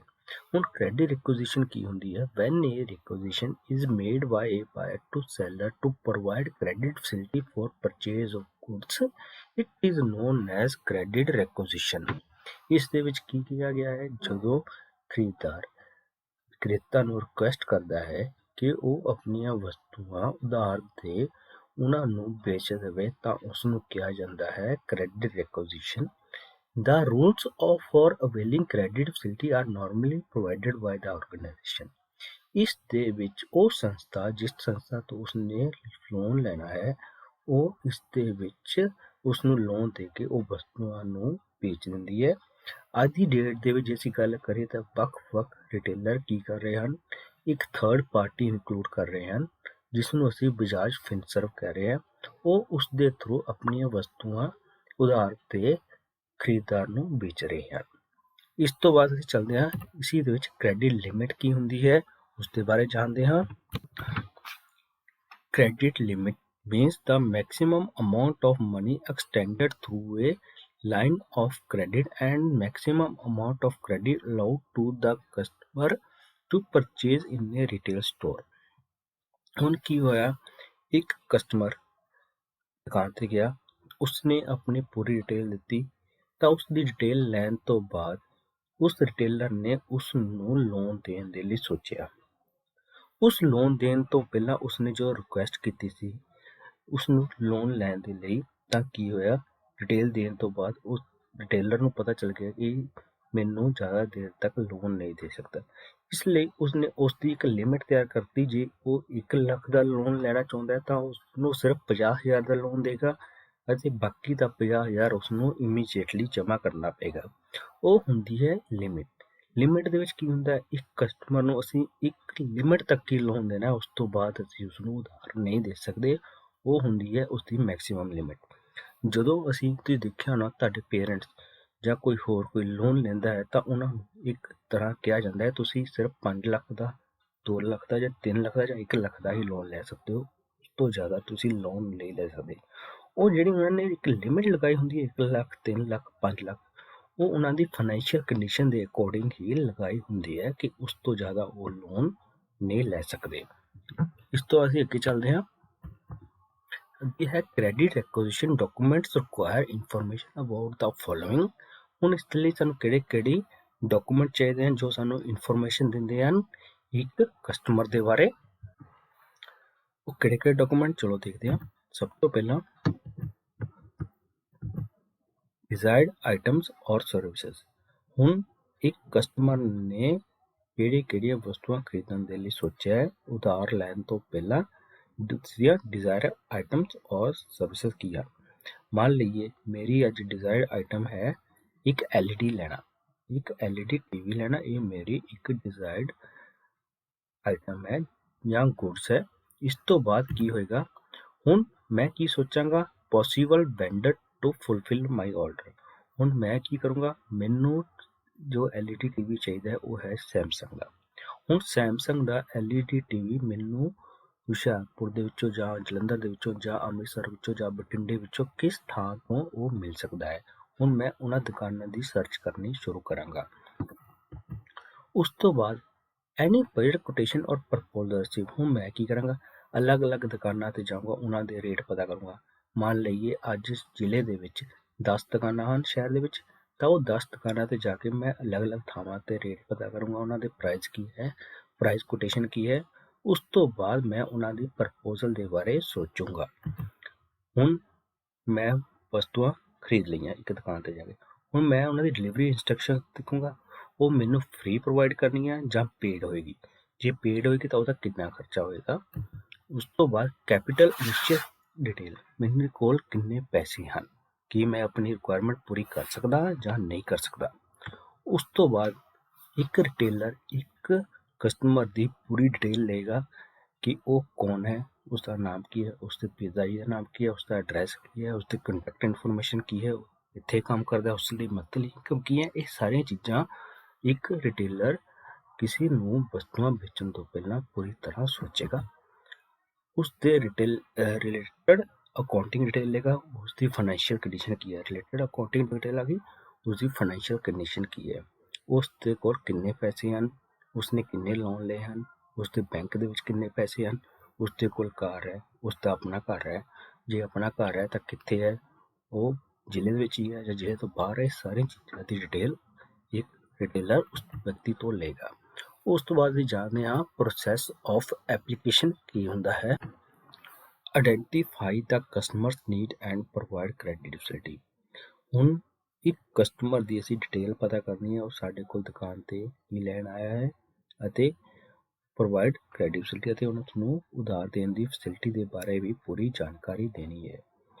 ਉਸ ਤੋਂ ਬਾਅਦ clear explain the features and conditions of credit facility to the customer. ਹੁਣ ਇੱਕ ਕਸਟਮਰ ਦੁਕਾਨ ਤੇ ਆਇਆ, ਅਸੀਂ ਉਸਨੂੰ ਉਸਦੇ ਬਾਰੇ ਪੂਰੀ ਡਿਟੇਲ ਦੇਣੀ ਹੈ, ਉਧਾਰ ਕਿੰਨੇ ਦਾ ਹੋਏਗਾ, ਕਿੰਨੇ % ਹੋਏਗਾ, ਕਿੰਨਾ ਉਹਨੂੰ ਪਹਿਲਾਂ ਦੇਣਾ ਪਏਗਾ, ਅਤੇ ਉਸ ਤੋਂ ਬਾਅਦ ਉਸ 'ਤੇ ਇੰਟਰਸਟ ਕੀ ਲੱਗੇਗਾ। ਇਹ ਸਾਰੇ ਚੀਜ਼ਾਂ ਦੀ ਡਿਟੇਲ ਇੱਕ ਗਾਹਕ ਨੂੰ ਇੱਕ ਦੁਕਾਨਦਾਰ ਦੇ ਦੁਆਰਾ, ਇੱਕ ਪਰਚੂਨਕਾਰ ਦੇ ਦੁਆਰਾ ਦਿੱਤੀ ਜਾਏਗੀ। The customer should submit the application and the requisition must be approved by the retailer। ਹੁਣ ਕਸਟਮਰ ਨੂੰ ਕੀ ਕਰਨਾ ਪਏਗਾ, ਕਸਟਮਰ ਨੂੰ ਕਰਨਾ ਪਏਗਾ ਉਸ ਦੀ ਜੋ ਐਪਲੀਕੇਸ਼ਨ ਹੈ ਉਹ ਚੰਗੀ ਤਰ੍ਹਾਂ ਭਰਨੀ ਪਏਗੀ, ਅਤੇ ਭਰਨ ਤੋਂ ਬਾਅਦ ਉਸ 'ਤੇ ਸਾਈਨ ਕਰਨੇ ਪੈਣਗੇ। ਸਾਈਨ ਕਰਨ ਤੋਂ ਬਾਅਦ ਉਹ ਜੋ ਹੈ ਰਿਟੇਲਰ ਦੁਆਰਾ ਅਪਰੂਵ ਕੀਤੀ ਜਾਏਗੀ। ਉਸ ਤੋਂ ਬਾਅਦ ਹੀ ਉਸਨੂੰ ਉਹ ਲੋਨ ਮਿਲ ਸਕੇਗਾ। Promptly refer to difficult in processing application.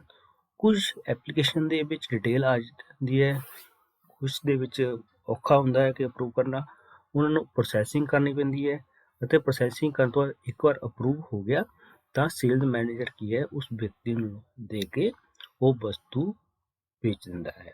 ਇਹ ਸਾਰੀ ਹੁੰਦੀ ਹੈ ਪ੍ਰੋਸੈਸ ਆਫ ਐਪਲੀਕੇਸ਼ਨ। ਇਸ ਦੇ ਨਾਲ ਹੀ ਤੁਹਾਡਾ ਸਭ ਦਾ ਬਹੁਤ ਬਹੁਤ ਧੰਨਵਾਦ। 11th ਕਲਾਸ ਦੇ ਯੂਨਿਟ ਨੰਬਰ 2 ਦਾ session number 4 techniques for determining credit worthiness. ਸਭ ਤੋਂ ਪਹਿਲਾਂ ਜਾਣਦੇ ਹਾਂ ਕ੍ਰੈਡਿਟ ਵਰਥਨੈਸ ਕੀ ਹੁੰਦੀ ਹੈ। Credit worthiness is a valuation performed by the retailer that determines the possibility of a customer to default based on his or her earlier debt obligations। ਇਸ ਦੇ ਵਿੱਚ ਇੱਕ ਪਰਚੂਨਕਾਰ ਜਾਂ ਇੱਕ ਦੁਕਾਨਦਾਰ ਦੇ ਦੁਆਰਾ ਇੱਕ ਗਾਹਕ ਦਾ ਮੁਲਾਂਕਣ ਕੀਤਾ ਜਾਂਦਾ ਹੈ ਕਿ ਉਹ ਲੋਨ ਲੈਣ ਦੇ ਕਾਬਿਲ ਹੈ ਜਾਂ ਨਹੀਂ ਹੈ। ਇਸ ਦੇ ਵਿੱਚ ਉਹ ਉਸਨੇ ਜੋ ਪਹਿਲਾਂ ਲੋਨ ਲਏ ਹੁੰਦੇ ਹਨ ਉਹਨਾਂ ਦੇ ਬਾਰੇ ਉਸਦਾ ਰਿਕਾਰਡ ਚੈੱਕ ਕੀਤਾ ਜਾਂਦਾ ਹੈ ਕਿ ਉਸਨੇ ਉਸ ਲੋਨ ਨੂੰ ਕਿੰਨਾ ਪੇ ਕੀਤਾ ਹੈ ਅਤੇ ਕਿਸ ਤਰ੍ਹਾਂ ਪੇ ਕੀਤਾ ਹੈ। ਇਹ ਸਾਰੀਆਂ ਚੀਜ਼ਾਂ ਕ੍ਰੈਡਿਟ ਵਰਥਨੈਸ ਦੇ ਵਿੱਚ ਆ ਜਾਂਦੀਆਂ ਹਨ। It considers fact like repayment history, credit scores. Credit reporting agency measure the credit worthiness of a customer। ਇਸ ਦੇ ਵਿੱਚ ਉਸਦੀ ਜੋ ਪੁਰਾਣੀ ਹਿਸਟਰੀ ਹੈ ਲੋਨ ਪੇ ਕਰਨ ਦੀ ਅਤੇ ਉਸਦੇ ਜੋ ਕ੍ਰੈਡਿਟ ਸਕੋਰਸ ਬਣੇ ਹਨ ਇਸ ਦੇ ਬਾਰੇ ਚੈੱਕ ਕੀਤਾ ਜਾਂਦਾ ਹੈ ਅਤੇ ਅਲੱਗ-ਅਲੱਗ ਰਿਪੋਰਟਿੰਗ ਜੋ ਏਜੰਸੀਜ਼ ਹਨ ਉਹ ਉਸਦਾ ਉਹਨਾਂ ਦੇ ਬੇਸ ਤੇ ਇੱਕ ਸਕੋਰ ਤਿਆਰ ਕਰਦੇ ਹਨ। ਉਸ ਸਕੋਰ ਦੇ ਬੇਸ ਤੇ ਹੀ ਫਿਰ ਉਸਨੂੰ ਲੋਨ ਪ੍ਰੋਵਾਈਡ ਕੀਤਾ ਜਾਂਦਾ ਹੈ। ਹੁਣ ਕੁਐਸਚਨ ਆ ਗਿਆ, how can customer improve their credit score. ਹੁਣ ਕ੍ਰੈਡਿਟ ਸਕੋਰ ਨੂੰ ਇੰਪਰੂਵ ਕੀਤਾ ਜਾਏ ਇਸ ਦੇ ਬਾਰੇ ਜਾਣਦੇ ਹਾਂ। Individual should pay on time. ਇੱਕ ਵਿਅਕਤੀ ਨੇ ਜੇ ਲੋਨ ਲਿਆ ਹੈ ਤਾਂ ਉਸ ਨੂੰ ਉਹ ਲੋਨ ਟਾਈਮ ਤੇ ਹੀ ਪੇ ਕਰਨਾ ਚਾਹੀਦਾ ਹੈ। ਪੇ ਮੋਰ ਦੈਨ ਦਾ ਮਿਨੀਮਮ ਮੰਥਲੀ ਪੇਮੈਂਟ। ਉਸ ਨੂੰ ਜੋ ਉਸਦੀ ਮੰਥਲੀ ਕਿਸ਼ਤ ਹੈ ਉਸ ਤੋਂ ਜ਼ਿਆਦਾ ਪੇ ਕਰਨ ਦੀ ਕੋਸ਼ਿਸ਼ ਕਰਨੀ ਚਾਹੀਦੀ ਹੈ ਜਿਸ ਦੇ ਨਾਲ ਉਸਦਾ ਕ੍ਰੈਡਿਟ ਸਕੋਰ ਵੱਧ ਸਕੇ। ਪੇ देयर ਡੈਟ ਫਾਸਟਰ। ਹੁਣ ਉਸਨੂੰ ਜੋ ਉਧਾਰ ਹਨ ਉਹ ਉਹਨਾਂ ਨੂੰ ਜਲਦੀ ਤੋਂ ਜਲਦੀ ਮੁਕਾਉਣ ਦੀ ਕੋਸ਼ਿਸ਼ ਕਰੇ। And reduce the assessment of late fee. ਅਤੇ ਕੋਸ਼ਿਸ਼ ਕਰੇ ਵੀ ਕਿ ਉਸਨੂੰ ਕਦੇ ਵੀ ਕਿਸੇ ਵੀ ਕਿਸ਼ਤ ਦੇ ਕੋਈ ਫਾਈਨ ਨਾ ਪਵੇ। ਇਸ ਤਰ੍ਹਾਂ ਉਸਦਾ ਸਕੋਰ ਹੈ ਜੋ ਉਹ ਵੱਧ ਜਾਏਗਾ ਅਤੇ ਉਸਦੇ ਜੋ ਲੋਨ ਲੈਣ ਦੇ ਚਾਂਸਸ ਹਨ ਕ੍ਰੈਡਿਟ ਸਕੋਰ ਹੈ ਉਹ ਵੀ ਵੱਧ ਜਾਏਗਾ। ਇਸ ਤੋਂ ਬਾਅਦ ਚੱਲਦੇ ਹਾਂ ਨੈਕਸਟ ਤੇ ਚੈੱਕ ਕਸਟਮਰਸ ਕ੍ਰੈਡਿਟ ਵਰਥਨੈਸ। ਹੁਣ ਇੱਕ ਗਾਹਕ ਦੀ ਕ੍ਰੈਡਿਟ ਵਰਥਨੈਸ ਕਿੱਦਾਂ ਚੈੱਕ ਕੀਤੀ ਜਾਂਦੀ ਹੈ ਉਸ ਦੇ ਬਾਰੇ ਜਾਣਦੇ ਹਾਂ। A retailer before extending credit should verify a customer's ability to repay among other things। ਹੁਣ ਜੇ ਕਿਸੇ ਪਰਚੂਨਕਾਰ ਨੇ ਗਾਹਕ ਨੂੰ ਲੋਨ ਦੇਣਾ ਹੈ ਤਾਂ ਉਹ ਉਸਦੀ ਪਹਿਲਾਂ ਕ੍ਰੈਡਿਟ ਐਬਿਲਿਟੀ ਚੈੱਕ ਕਰੇਗਾ ਕਿ ਉਸਨੇ ਪਹਿਲਾਂ ਜੋ ਲੋਨ ਲਏ ਹਨ ਉਹ ਉਸਨੇ ਪੇ ਕੀਤੇ ਹਨ ਜਾਂ ਨਹੀਂ ਕੀਤੇ।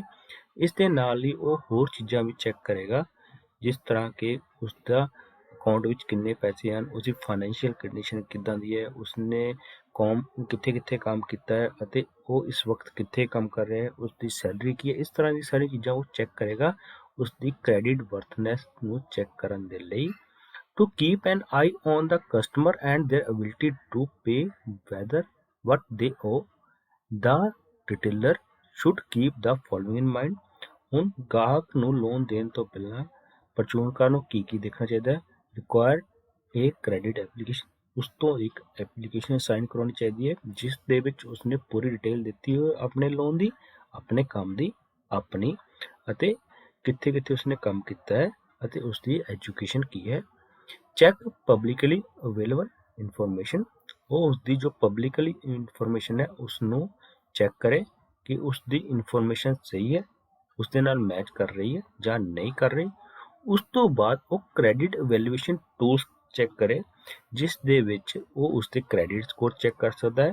ਕ੍ਰੈਡਿਟ ਸਕੋਰ ਚੈੱਕ ਕਰਨ ਤੋਂ ਬਾਅਦ ਉਹ ਉਸਨੂੰ ਉਹ ਪ੍ਰੋਡਕਟ ਉਧਾਰ ਤੇ ਵੇਚ ਸਕਦਾ ਹੈ। ਇਸ ਤੋਂ ਬਾਅਦ ਚੱਲਦੇ ਹਾਂ ਨੈਕਸਟ